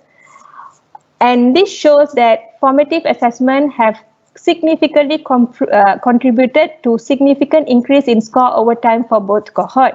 This shows that formative assessment was very effective to increase the student score over time. So this slide actually explains our third objective, which was to investigate the frequency and correlation between usage of online video with students' wire bending score. Based on table 2 here, you can see that there is a mixed distribution of students who watch the video in full length, watch the video more than once, practice the wire bending procedure along the video, and also use the playing features of the video. In terms of satisfaction of the quality of the video, there were also reports of inadequate access, lack of satisfaction of the video, and preference for video from other side. Overall, no statistical significant correlation was found between the wire bending score and also utilization of the video. Now, I would like to discuss the finding of our last objective, which was on the student satisfaction of our both teaching method, which was flipped classroom and live demonstration with formative assessment. And based on T0 questionnaire, you can see that both cohorts were satisfied with their learning method with positive mean score for all the domains. There was a significant difference between live demonstration and also flipped classroom cohort for 2 domains, which was the demonstration method and also the wire bending task. The live demonstration cohort expressed higher favor for the demonstration method received and overall satisfaction of the teaching method. However, flipped classroom cohort was significantly more satisfied with infrastructure and materials provided. Overall, T0 and T1 questionnaire, which was the questionnaire after the first wire bending and also the last wire bending, showed that students were satisfied with both teaching methods, although the live demonstration was rated significantly higher than our flipped classroom cohorts. Now, I would like to discuss our findings. In this study, we found that flipped classroom was more effective in transferring the skill of wire bending for Adam class and also Z spring. Adam class was the first wire bending task of a new and inexperienced and unskilled student, whereas Z spring was one of the most complicated wire bending tasks. Meanwhile, for the remaining 4 other types of wire bending, which require less wire bending skill, our finding was in agreement with Al-Khatani et al. 2015, which reported that both live demonstration and flipped classroom are both equally effective in transferring the skill of orthodontic wire bending. According to Patrick 2013, formative assessment promotes personalized learning by providing feedback to the teachers and students to make any required improvement. It also promotes the students to engage in a self-reflective process and work on improving their wire bending skills. On the other hand, the improved score might be reflected as the consequences that students have acquired skills with increased practicing of wire bending that they were able to improve in performance over time. We also noticed that not all students utilized the video. provided to them in the flipped classroom teaching method. But however, the usage of video has no association with their performance. It might be that the students actually picked up concept of wire bending through watching parts that they need to learn and not necessarily the whole video prepared. The students also had opportunity to ask the teachers during the classroom session, which might help them to understand concept they missed from the video. Our finding is again in agreement with Al-Qahtani et al. 2015, where both methods are effective, provided the instructions were actually well driven. In terms of classroom arrangement, only at the later stage that flipped classroom cohort found that classroom can be conductive as compared to live demonstration. According to Low and Hugh 2017, students require some time to familiarize with new learning approach, which is the flipped learning, before truly appreciate and embrace the new teaching method introduced to them. As for a delimitation of this study, ideally, a control group with students undergoing the orthodontic wire bending session without formative assessment should be included to investigate the effectiveness of formative assessment itself. However, it was deemed ethically inappropriate to withhold any students from possible benefit of personalized learning in this cohort. As for our recommendation, we noticed that a large proportion of our students were not satisfied with the quality of the video provided on their online learning platform. Suggestions include involving students during development of educational videos to incorporate elements that would attract the end users. Digital literacy is required for effective video development, and further educational technical support is crucial to assist in appropriate video integration in clinical teaching. In a nutshell, both live demonstration and flipped classroom are equally effective in teaching method in transferring practical skills of orthodontic wire bending. Continuous formative assessment and feedback as a form of personalized learning showed positive improvement in acquiring new skills for both cohorts. In terms of novelty and impact to the society and community, to the best of our knowledge, no study investigated the effect of live demonstration and flipped classroom supplemented with continuous formative assessment during undergraduate teaching of orthodontic wire bending. And based on our finding, continuous formative assessment has resulted in increase in the score over time. Thus, dental schools can incorporate this teaching method in their undergraduate curriculum. This method of implementing formative assessment into the teaching is not only limited to the field of dentistry, it can be also integrated in other fields, so that as a teacher, we actually have continuous formative assessment where we follow the students closely to improve the score over time. I would like to acknowledge the students of year 3 who actually participated in this study, the technicians who were involved in the both live demonstration and also flipped classroom teaching, and also all the lecturers from Department of Orthodontic, Faculty of Dentistry, and last but not least, LITEC grant for funding this research. These are my references. With that, thank you for listening to me. Thank you. Thank you, Dr. Saritha. Thank you. Now I also know that in bending you have Adams and Z and other names. Yes. Thanks for sharing a piece of dentistry with us. Thank you. We have a question from one of our evaluator. Thank you, Doctor. Congratulations on your effort. Did you conduct validation process on the assessment instrument? Do you conduct reflection process as the semester or research was conducted? You can look at the question at the live Q&A section if you need to look at it again. The last one. Sorry, I can't see. Can you repeat the question for me? I'll read the question again. Okay. Did you conduct validation process on the assessment instrument? Validation, okay. Our assessment was we actually had rubrics, which was for each of the items. As I was in this study, we actually had 6 wire components, and we actually assessed the wire components. So these rubrics that we developed was actually developed by all the 11 orthodontists, and it was actually been vetted for clarity of the question, each rubrics itself. So once we were very clear, and then only we employed in this study. But the rubric for the first wire component was actually adapted from the previous study. But meanwhile, for the other wire components, we actually did it on our own. Okay. The second one was, did you conduct reflection process as the semester or research conducted? Okay. We actually have another continuation of this study, which is actually on the phase 2 on focus group discussion. We actually selected 2 groups of students. We conducted 2 focus groups session, one with the top scorers and one with bottom scorers.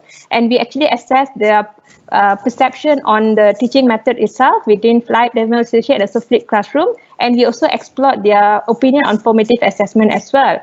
And we note there's no second part of my presentation. And based on that finding, we found that students actually really appreciate these elements of formative assessment, and personalized feedback given to them, those who scored below par, because they feel that by lecturers following them closely, it boosts their performance to perform better. So they know where is their weaknesses so that they can improve further.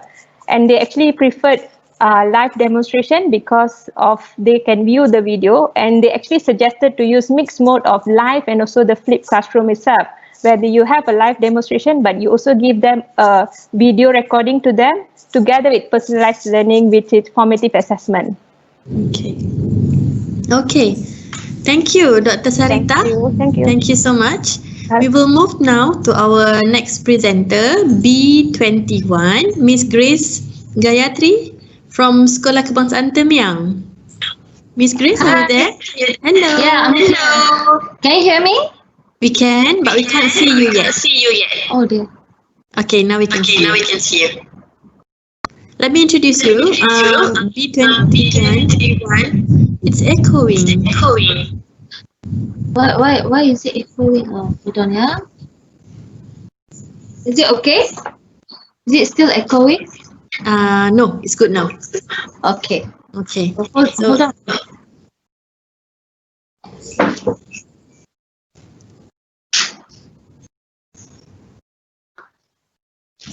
Okay.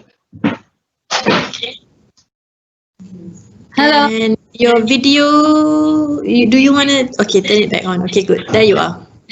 All right. Hi everyone. Hello. Okay, where are my slides? I cannot see my slides.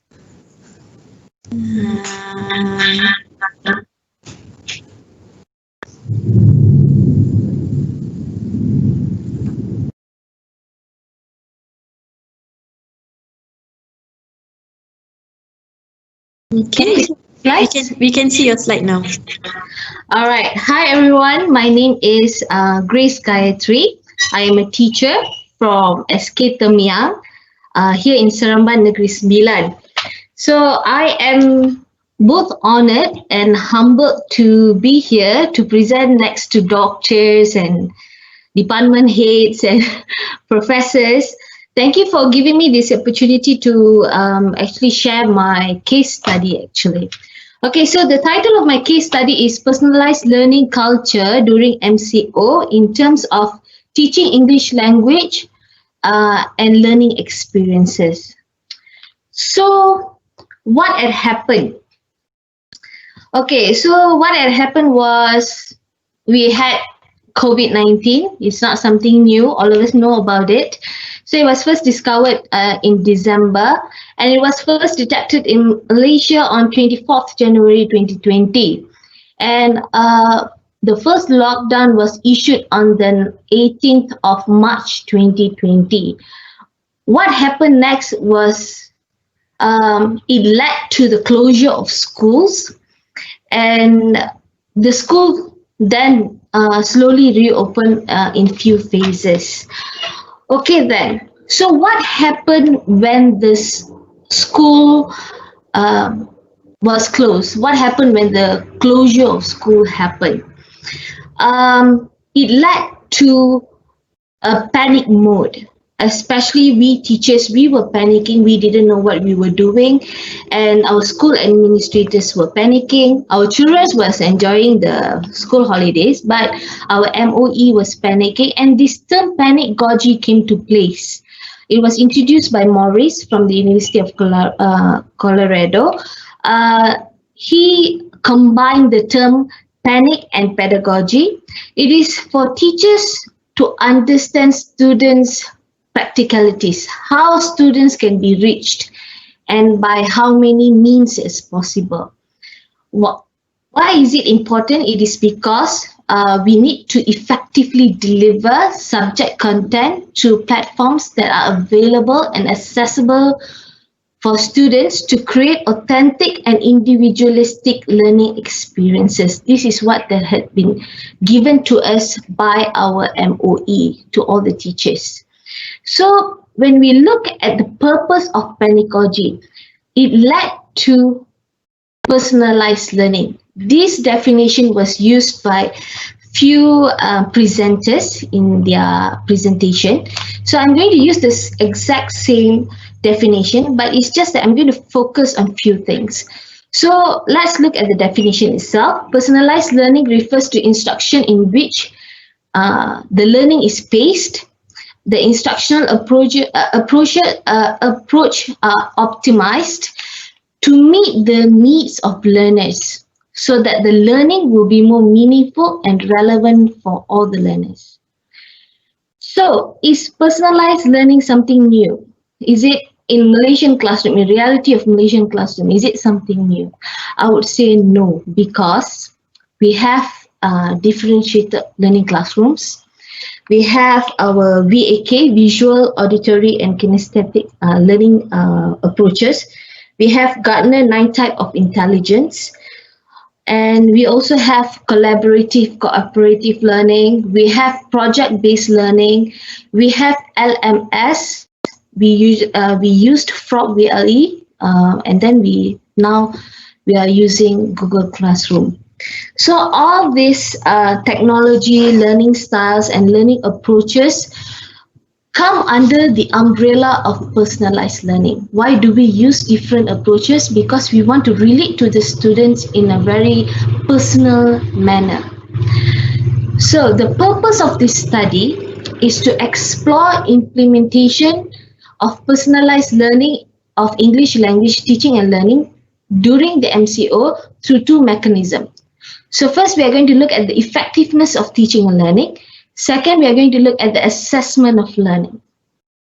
So let me continue very quickly. Okay, so the method we use is a case study. We adopted this, we used a case study, and it is a mixed mode research. We use this method to seek an in-depth understanding of the implementation of personalized learning. It involves 7 English language teachers from just one school, a suburban school, and all the pupils. The instruments used were interviews, observation, login data, and checklist. So, what had been done? Teachers were thrown into hot water. That is what I would describe it.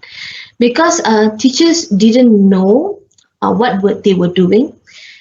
Teaching and learning always happened in a very traditional classrooms. And all this technology, all LMS, Google Classroom, Zoom, Kahoot, everything has been done to complement the traditional classrooms. But since now there are no longer traditional classrooms, they have to teach online. Teachers were confused. So what had happened was the district office did give a lot of courses, but what we did as a panel is to do an in-house training so that we can set guidelines on how to structure and how to deliver the subject content. The first guideline was to follow the curriculum framework, syllabus, and scheme of work. It's not just downloading material from the internet and giving it to the students. So following the scheme of work and syllabus, so that by the end of the day, students will be able to achieve the skill sets that they are supposed to achieve that year. It must contain listening, speaking, reading, and writing activities. This is what we call a modular circular. It always starts with listening, speaking, reading, and writing. And it always goes back to listening, speaking, reading, and writing. It cannot go the other way. All right, next we have assessment for learning. Okay, how to assess student when we don't, how to assess student online, because there are a lot of assessments. Other skill sets that we did touch on is how to develop activities from listening to speaking to reading and writing, how to develop the activities. It is not something new. Teachers have been doing this for ages. It is just that how to deliver these activities, these developed activities, how to develop activities that can suit online learning. Then we have activity modification, because we have a lot of teachers with blogs and we have a lot of content out there. So how to take this content and modify it to make it mine. So that was one of the training. And how to use tools such as Google Meet and Zoom. We also discussed about the real life online classroom, that is the real life online classroom. How is it going to be? What are the problems that we are going to face? First is students' participation. Are all students going to participate? Second is the difficulty to access to technology, because we know not all students are going to have that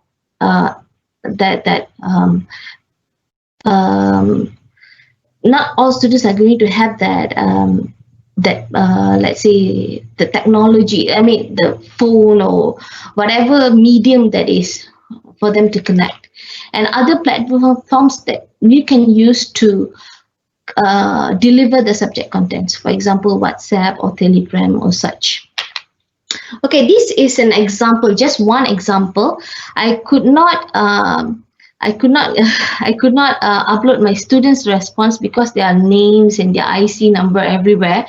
So these are one of the examples given of activities given through given through Google Classroom. Okay, so this is a listening activity. That is the main skill. The complementary skill for this activity would be writing skill. So they have to watch the video. They have to list the important notes, and then they have to complete the tree map, and then the complementary skill will be writing. So this is how the lessons are conducted. So how this study was conducted? First, the teachers were preparing themselves because they need to know what to do and how to do it. Second, there's an execution. Okay, the learning was done, evaluation of what has been done, and then we have conclusion. Findings. What are the findings? Okay. First finding, the first subtopic will be misconception. This data was collected in the preparation phase. Okay, these findings suggested that the teachers are confused because there are a lot of terms and educational jargons were used to describe a lot of type of learning. So when they say pedagogy or personalized learning, teachers were breaking their heads trying to figure out what it was when it was just right in front of them. And I find my findings parallel to two other researchers, which is Watkins, 2007. He mentioned in his paper that there are variations of learning and personalization in a school. And we have Correa, 2007, who actually wrote a paper on teachers in England and how they've been struggling to understand and make effective use of new styles. So this is because the definition of personalized learning can be ambiguous. Okay, what are a few misconceptions that teachers have in this study? First, it is a requirement to use technology. It is not a requirement to use technology when it comes to personalized learning. But technology helps and supports the learning. But when it comes to MCO, when the traditional classroom was taken away, we have to use technology. It is hard work and time consuming. Obviously it is, because they didn't know how to use online learning tools. Assessment is difficult and pupils can choose whatever they want and whatever they want to learn, and there are no direction of instruction. It's like the teacher's perception of online learning is there are going to be few activities. Children can choose what they want to learn, and they are not going to be direct instruction to guide them. So what is the second finding? Is the teaching and learning experience itself. The strength obviously weighed the weakness. The in-house training given was able to help the teachers to have a rough idea on how the teaching was done, because there was a structure. Just like our presenter before, what was his name? Mr. Nadri Wahab said there needs to be a structure. Since the structure was there, the teachers know what to do, and the students know what they know what they're expecting.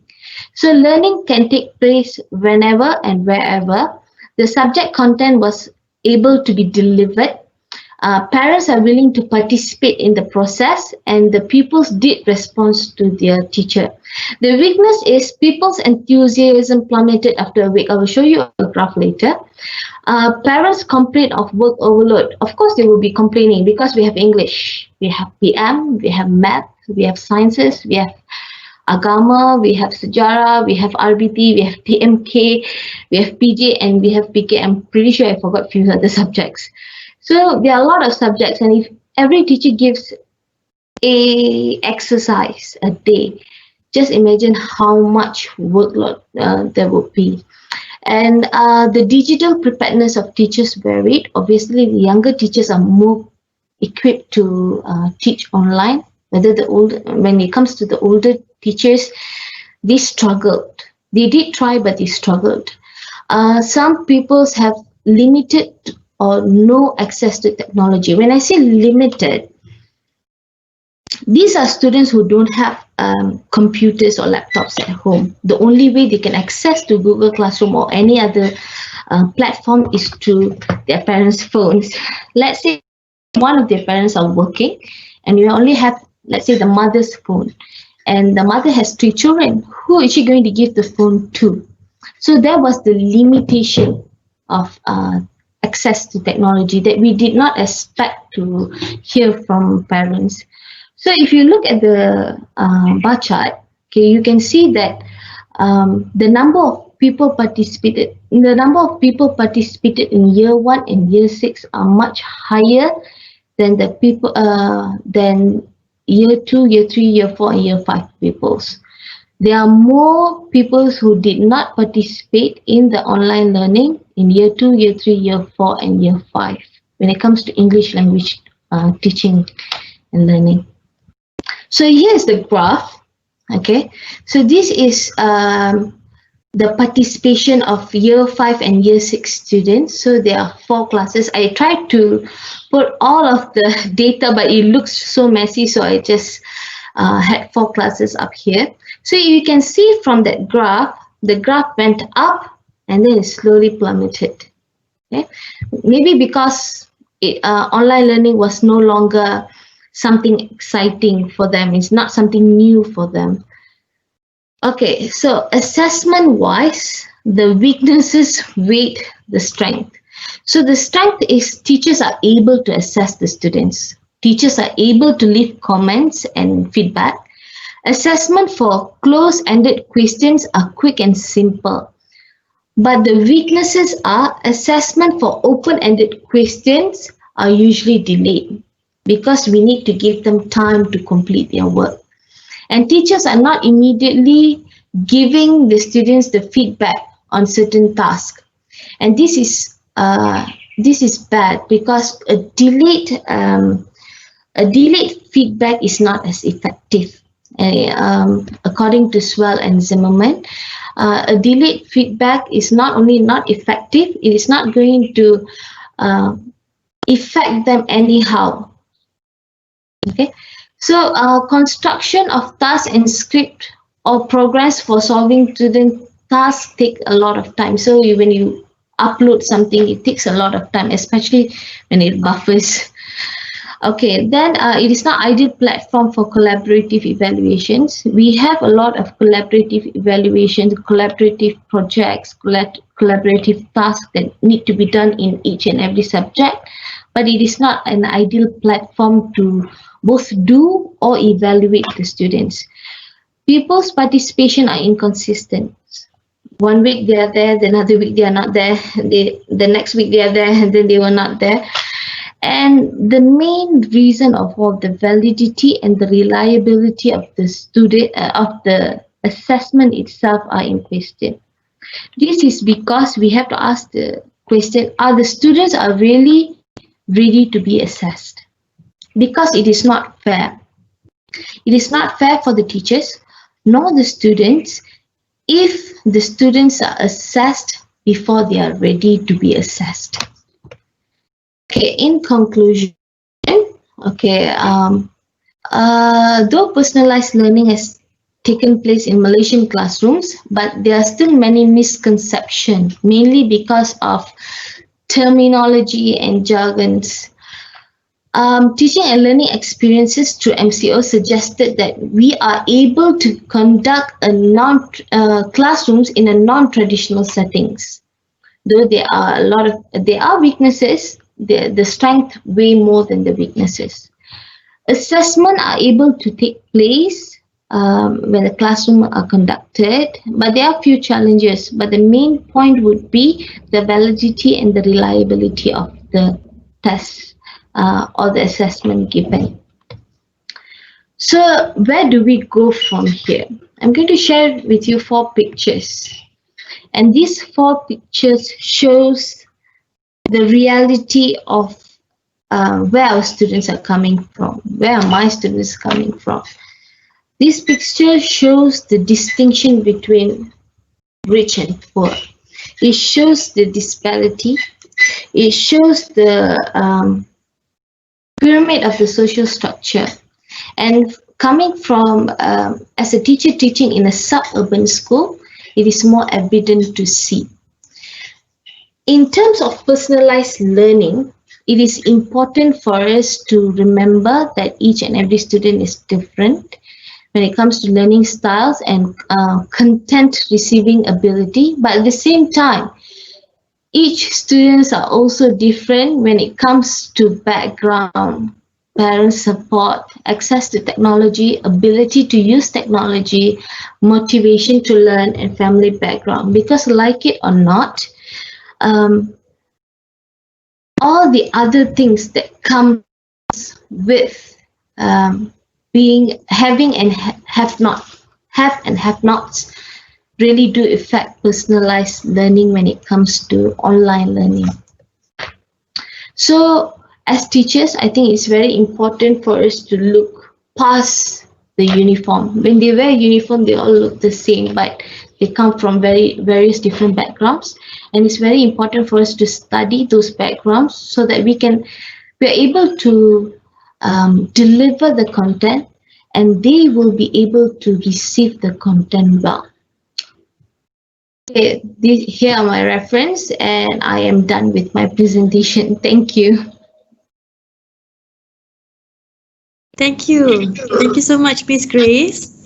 It's wonderful to see a teacher, practicing teacher, talking about your experience of handling personalized learning during MCO. It's really hot topic at the time being. Yeah, that's true. You had 7 teachers, English teachers. Were they from each year? Year 1, year 2, year 3? We have all 7 of us are teaching year 1 up to year 6. Some of us are handling, like for myself, I'm teaching year 4 and year 6. Some teachers are only teaching 1 class, and some teachers are teaching 3 classes. So it depends. So did you get a chance to get feedback from the students themselves about the changes that you did, or the whatever adaptations that you had to do during the MCO? Did you get a chance to get feedback directly from the students, or did you have to go through the parents? I definitely have to go through their parents because they are minors. They don't have their own handphones or tabs or laptops. We have to remember it's a suburban school. Most of the children are from a very poor background. Some of the children are doing well. I mean, some of the parents are doing well, but none of them have their own handphones. So I have to go through their parents, and most feedbacks was given by their parents themselves. And one last question. How would you see the role of the parents during MCO in conducting classes? Are they really the real intermediary between the students and the teachers? I mean, how crucial is their role? Would you like to comment on that? Yeah, sure. When it comes, your question was how crucial was their role. I would say very crucial. they are the intermediary. They are the middle person. You see, so we are sending content. They are receiving the content and we're giving their children the content. But unfortunately, most parents are working. And since they are working, their children have no access to technology at home. So when the parents come back from work, they will usually at night or after 7. So they will have very limited time for the children to use their parents' phones to access to whatever content that is given. So those parents who are staying at home, the stay-at-home moms, they contributed more to this study because they are always with their children. So they always they have a lot of conversation with us. They did have how should I put it? They were more cooperative in a way. To help us so that the subject content reached to the student, whereas children whose parents are both working, it's very difficult to get their cooperation to help the students to do the online learning.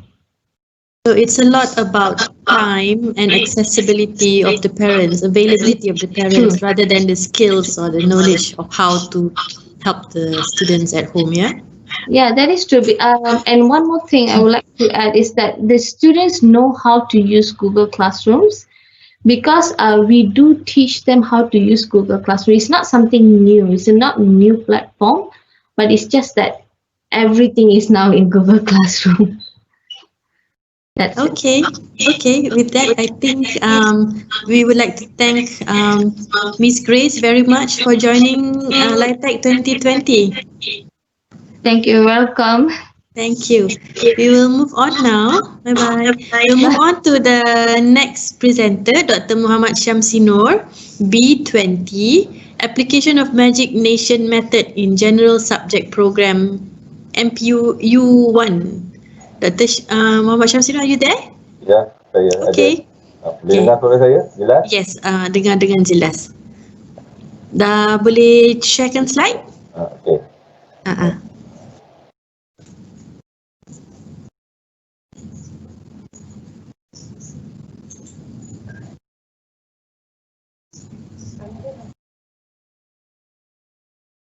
Doktor nampak tak?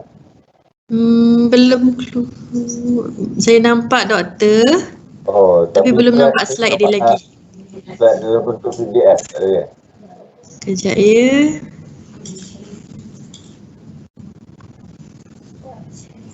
Share lagi sekali boleh? Okey, kejap. PDF tu. PDF kan? Boleh share lagi sekali? Terus share. Close dulu. Lepas tu saya open balik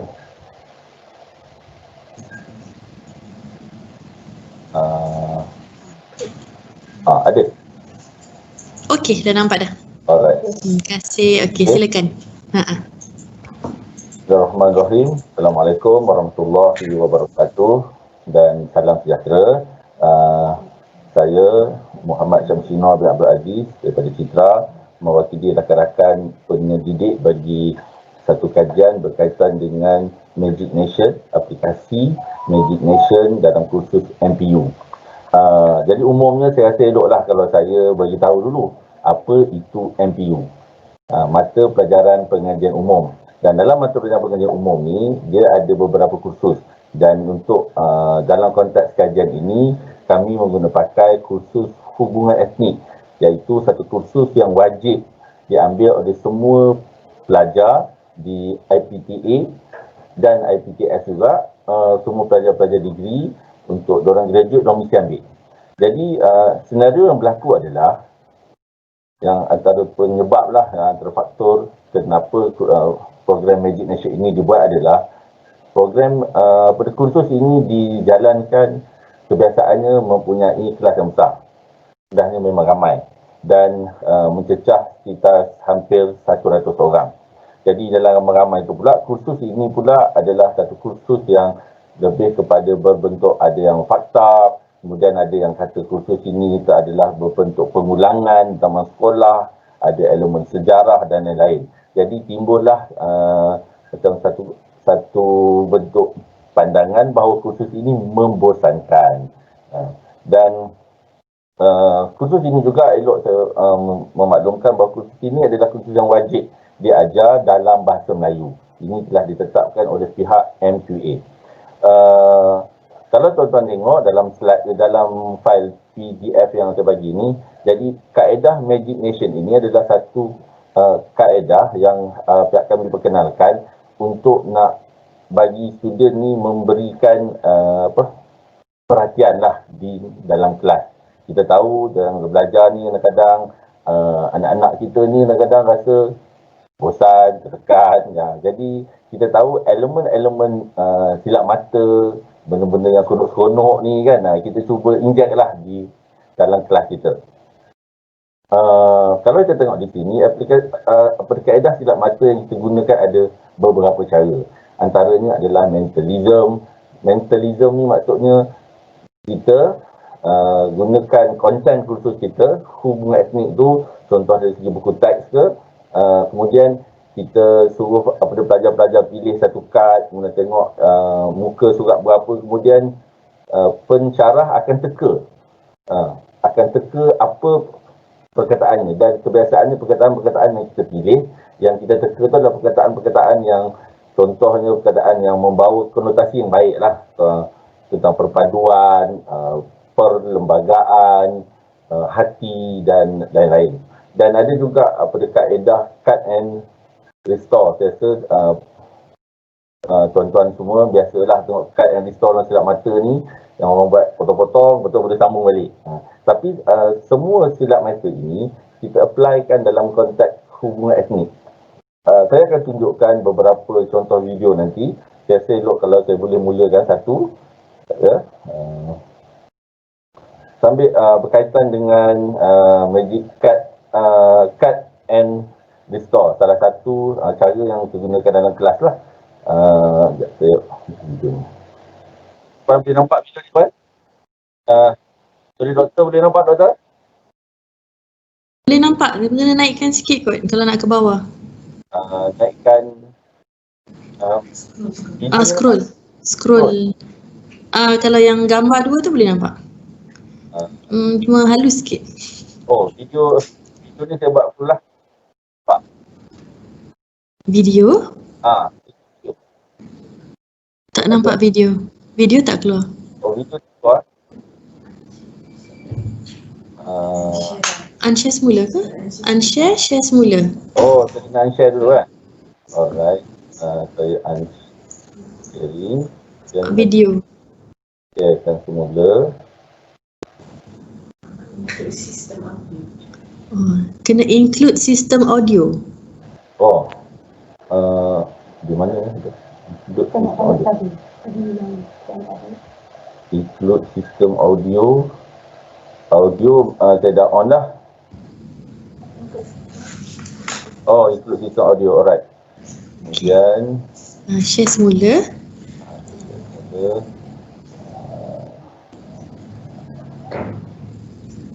Nampak? Boleh doktor? Belum keluar lagi. Kejap belum nampak lagi. Alright. Pause dulu. Sebagai contoh lah. Dah keluar dah? Dah ada beritahu ya. Gambar video dalam slide. Tak ada, belum lagi. Saya close the break lah.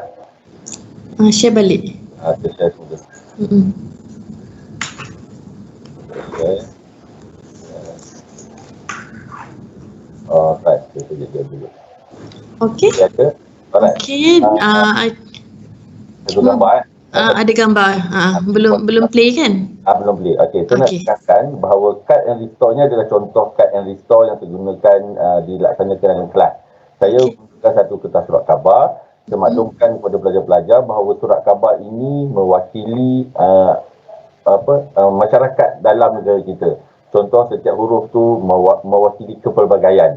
Dalam akhbar ada banyak huruf dan membentuk kisah dan sebagainya. Maka tuan-tuan boleh tengok dululah. Sekejap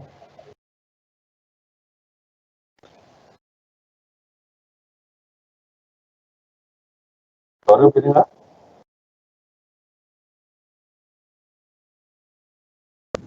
Ada dengar suara? Suara tak dengar. Suara tak dengar. Suara tak dengar.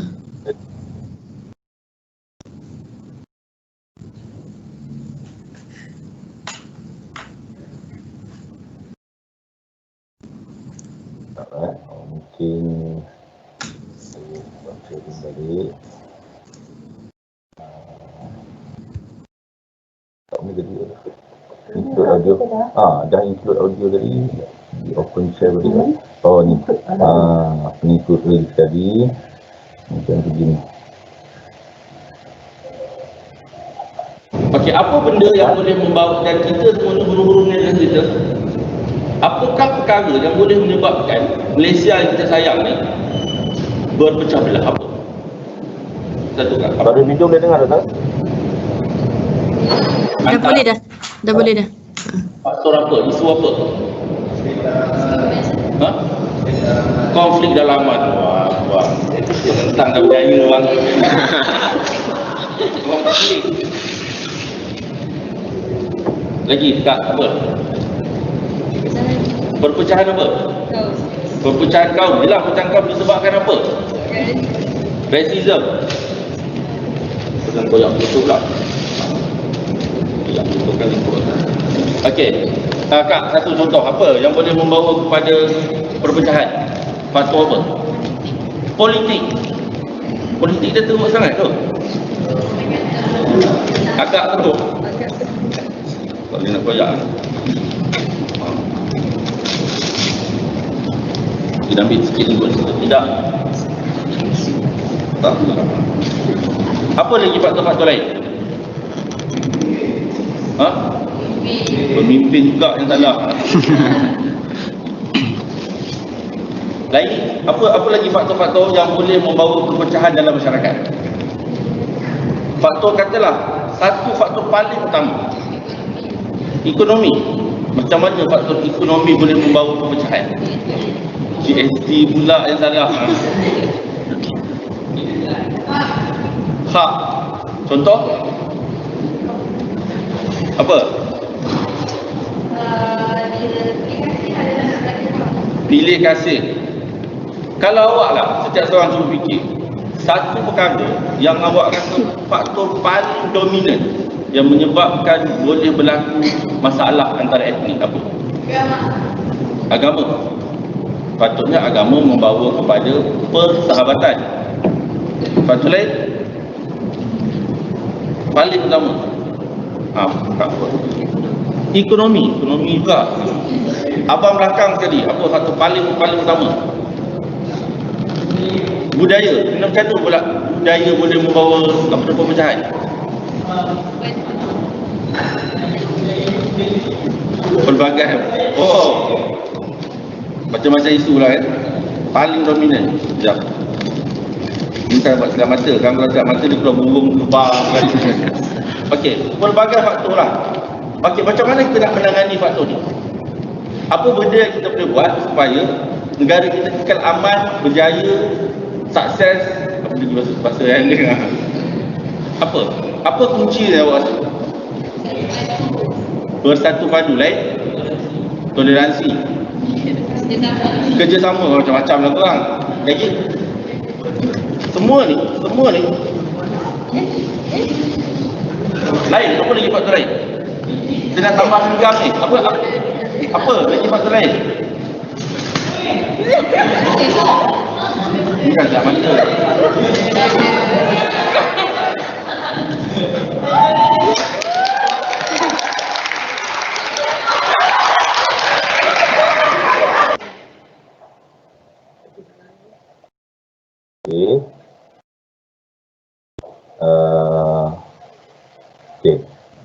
Okay, share balik slide. Saya share slide tadi Cik share balik PDF tadi. Macam mana you buat magic tu? Kita tambah je.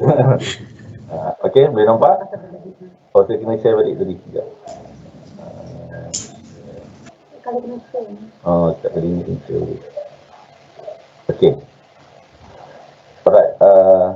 Jadi dalam kaedah MagicNation ni, di antara target kita adalah pertama kita nakkan perhatian pelajar supaya pelajar dapat input, dapat kita pun memenuhi CLO dengan menggunakan kaedah yang kita kata trending lah. Kita tengok dalam rancangan-rancangan American Got Talent, British Got Talent, kebanyakan yang menang adalah yang berkaitan dengan silap mata.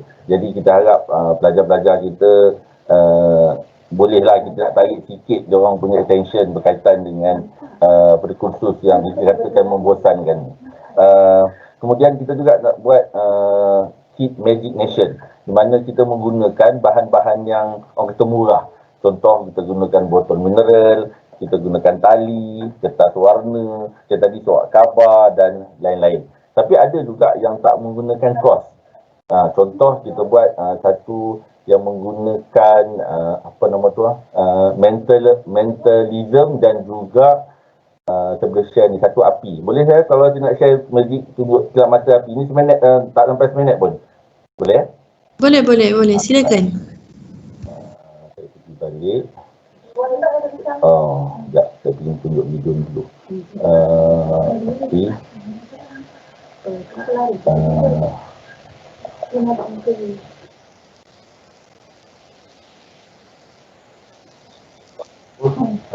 Kemudian saya pergi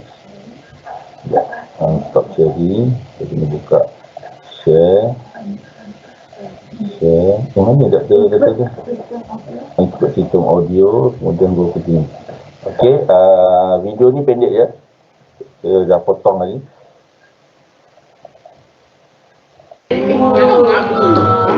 Jaga kau. Yang saya nak highlightkan adalah bagaimana kita nak memadamkan api perkauman ni. Apa cara kita? Tiup, betul lah. Kita nak tiup dengan apa? Tiuplah dengan elemen-elemen keharmonian lah maksudnya. Dr. Syam tak nampak Dr. Syam. Api lah. Panas tau. Panas. Bagilah api perkauman itu akan menjadi benih-benih keharmonian. Cikgu rewind. Kan dia saja je.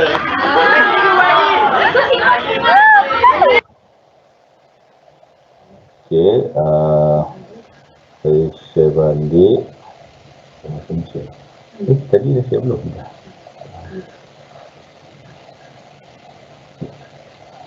Okey. Nampak ke edit yang pasal api tadi? Nampak video dia tapi macam benda terganggu sikit tapi okey je. Okey, alright. Jadi kalau kita tengok daripada segi impact, pertamanya bila kita tengok dalam sikas pelajar, terutamanya kita tengok ada pemikiran kritis dan menyelesaikan masalah, kita nampak dia ada impact yang positif lah. Okey. Kemudian kita tengok berdasarkan kepada analisis pencapaian HPK, keputusan peperiksaan pun naik dan komen-komen pelajar yang kita anggap baiklah. Cuma ada juga beberapa part yang perlu kita baiki. Sebagai contoh, saya lihat antara masalah MagicNation ni adalah kita belum jumpa lagi cara untuk kita buatkan agar dia disesuaikan dengan secara online. Sebab Magic ni saya rasa impactnya bila dia duduk depan-depan. Tapi bila pelajar tu duduk secara online tu kadang-kadang dia akan timbul persoalan, mungkin video ni edit dan lain-lain. Jadi saya nak highlightkan ada dua problem sewaktu kami menjalankan kajian ni. Pertama adalah kursus, mula-mula kita nak buat MagicNation ni untuk kursus hubungan etnik, supaya kita boleh gunakan kaedah ini, kita nak jual kit tu kepada kepada pasaran lah, kepada pensyarah-pensyarah yang mengajar kursus ni. Tapi timbul masalah apabila kursus ini telah pun dijumutkan. So pihak MQA telah tukar, Jabatan Pengajian Tinggi pun dah tukar kursus ni kepada kursus baru, iaitu Penghayatan Etika dan Peradaban. Dan bila dah tukar pula, jadi kami pun plan pada semester lepas, iaitu semester 2019-2020 sebagai semester yang pertama lah untuk kita jalankan program MagicNation ni. Tapi timbul pula masalah, tiba-tiba berlaku PKP kan. Jadi kita terpaksa kena menangguhkan lah. Jadi daripada segi resultnya masih lagi tertangguh lah aplikasi MagicNation ni. Jadi saya dan rakan-rakan plan untuk nak buat aplikasikan kaedah MagicNation ni pada semester depan. Jadi kita harap kita akan mohon juga lah dengan EDEC ni kalau dapat kita sambung kita punya research ni sampai tahun 2021 kan, untuk berkaitan. Jadi saya ada masa lagi, Doktor? Ada, berapa minit? Ada. Oh, sekejap. Saya ambil ruang ni ada satu sikit je untuk sahabat-sahabat yang ni tengok ni pun boleh. Oh, ada satu mentalism agak. Okey, mentalism ni tadi saya terangkan, dia awak suruh pegang sekejap dulu. Okey, suruh pegang sekejap.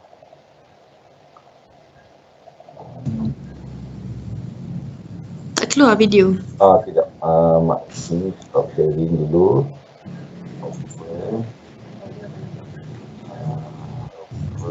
Share. Ini audio sistem. Kemudian baru play. Okey, ni untuk mentalism, di mana kita cuba teka lah perkataan yang student tu tulis dalam kertas, dalam tangan dia ke, dan kita cuba teka. Okey, sebab tadi pegang tangan dia. Okey tak? Perkataan. Arti perkataan dah bukan nombor lah. Okey, bukan nombor. Tak jadi ni. Tak. Okey. Perkataan ini habis dengan huruf Doktor, kami tak nampak full video tu.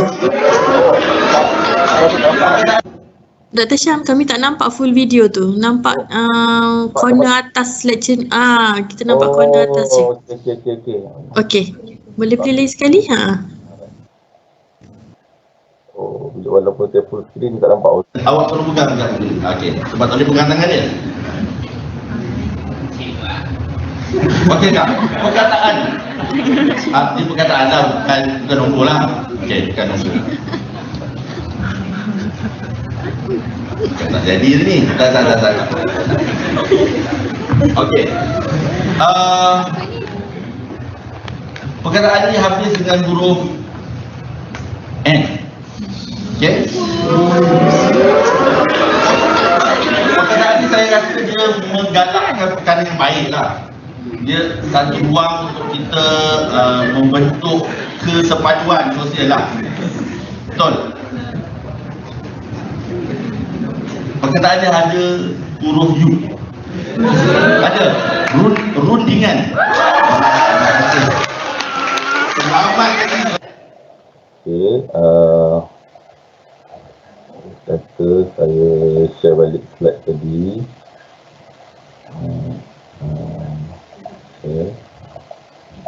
Okey, jadi saya rasa dah habis juga masa saya ni 20 minit, jadi rasanya setakat itu saja. Terima kasih, saya serahkan semula kepada Dr. Pengurusi Majlis. Okey, terima kasih Dr. Syam. Sangat menarik ya. Saya rasa macam nak kena belajar jugalah buat magic ni. Black magic ya. Especially anak saya pun mesti akan suka. Nak tanya, did you ada tak macam student punya feedback tentang dia punya pencapaian kursus LO dia ke, CLO dia ke, macam ada buat compare sebelum ataupun macam mana cakap yang membuktikan bila ada magic tu student tu belajar pemahaman lebih baik. Ada tak yang something like that? Okey, berdasarkan test lah, bila kita tengok komen pelajar, ada tak pelajar ramai agak tulis bahagian komen tu, dia letak bahawa kaedah silap mata yang digunakan, saya tak sebutlah MagicNation, tapi dia penggunaan silap mata dalam kelas tu dapat membuatkan pelajar rasa tertarik dan lain-lain. Dan kita ada share dalam social media perkara ni, dan kita tengok orang yang view yang komen tu mungkin dia orang rasa tertarik jugalah. Cuma saya melihat konten kursus ni kita perlu tambah lagi untuk disesuaikan dengan silap mata yang lain. Sekarang ni sebenarnya ada 5 trik je. Mungkin kita akan ambil lepas ni. Kalau tadi kita bawa guna api kan, mungkin lepas ni bawa singa pula kot. Tengoklah. Anak kucing ke kan? Kucing lah, ada kucing. Okey sikit. Okey. Terima kasih Dr. Syam. Terutama kepada terima kasih. Kita tengok juga presenter yang lain masih ada ke dekat online? Sebab kita ada sikit lagi soalan yang lambat keluar yang kita tak sempat tanya. Sekejap ya, saya scroll balik.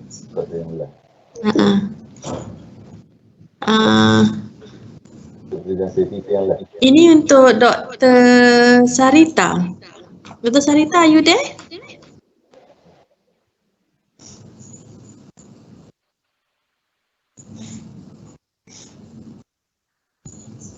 Dr. Saritha? Tak ada Okay. Okay, Dr. Saritha ada. Okay. We had one question that came about after we move to the next presenter. So let me ask the question to you now. You ready? How can you translate your findings with current situation pandemic COVID-19, which is difficult to conduct live demonstration? Right. In view of, based on our finding that both live demonstration and flipped classroom are equally effective. With the current finding of COVID-19, we can have a flipped classroom teaching method, and we can also do online formative assessment together. So our finding can also be employed for online teaching as well. But if we are able to get the students in class, then we can add the element of live demonstration if needed. And perhaps you might want to re-record the video or somehow, because I remember some of the comments were that the video quality or the video itself, right? Yeah, based on our focus group discussion, they actually wanted the video with some subtitle and some editing. Further editing is being done now for us to apply in the next batch. So that it's closer to a real life demonstration, I guess. Manage to get the students' feedback so that it's what they want. The end quality product is what the students are satisfied. So we are making another different set of video for that. You can even do a MOOC or micro credential on that with that. Okay, thank you for the suggestion. Yes. Okay. For Miss Grace. Miss Grace, you still there? I'm here. Okay, we have a new question for you. Yeah. Thank you, Miss Grace. It was an interesting study. My question is the personalized learning in the study was designed aligned with the learning outcome or the objective? Okay, thank you for the question. Okay, the question was, is the personalized learning, is it designed to align with the learning outcomes of the objectives? Oh, obviously, because what we do is that we create, just like how we do lesson plans, we teachers do lesson plans every day. So what we do is that we simplify the lesson plan and focus more on creating content to put it out there. Okay. Let me see if we have any other new questions.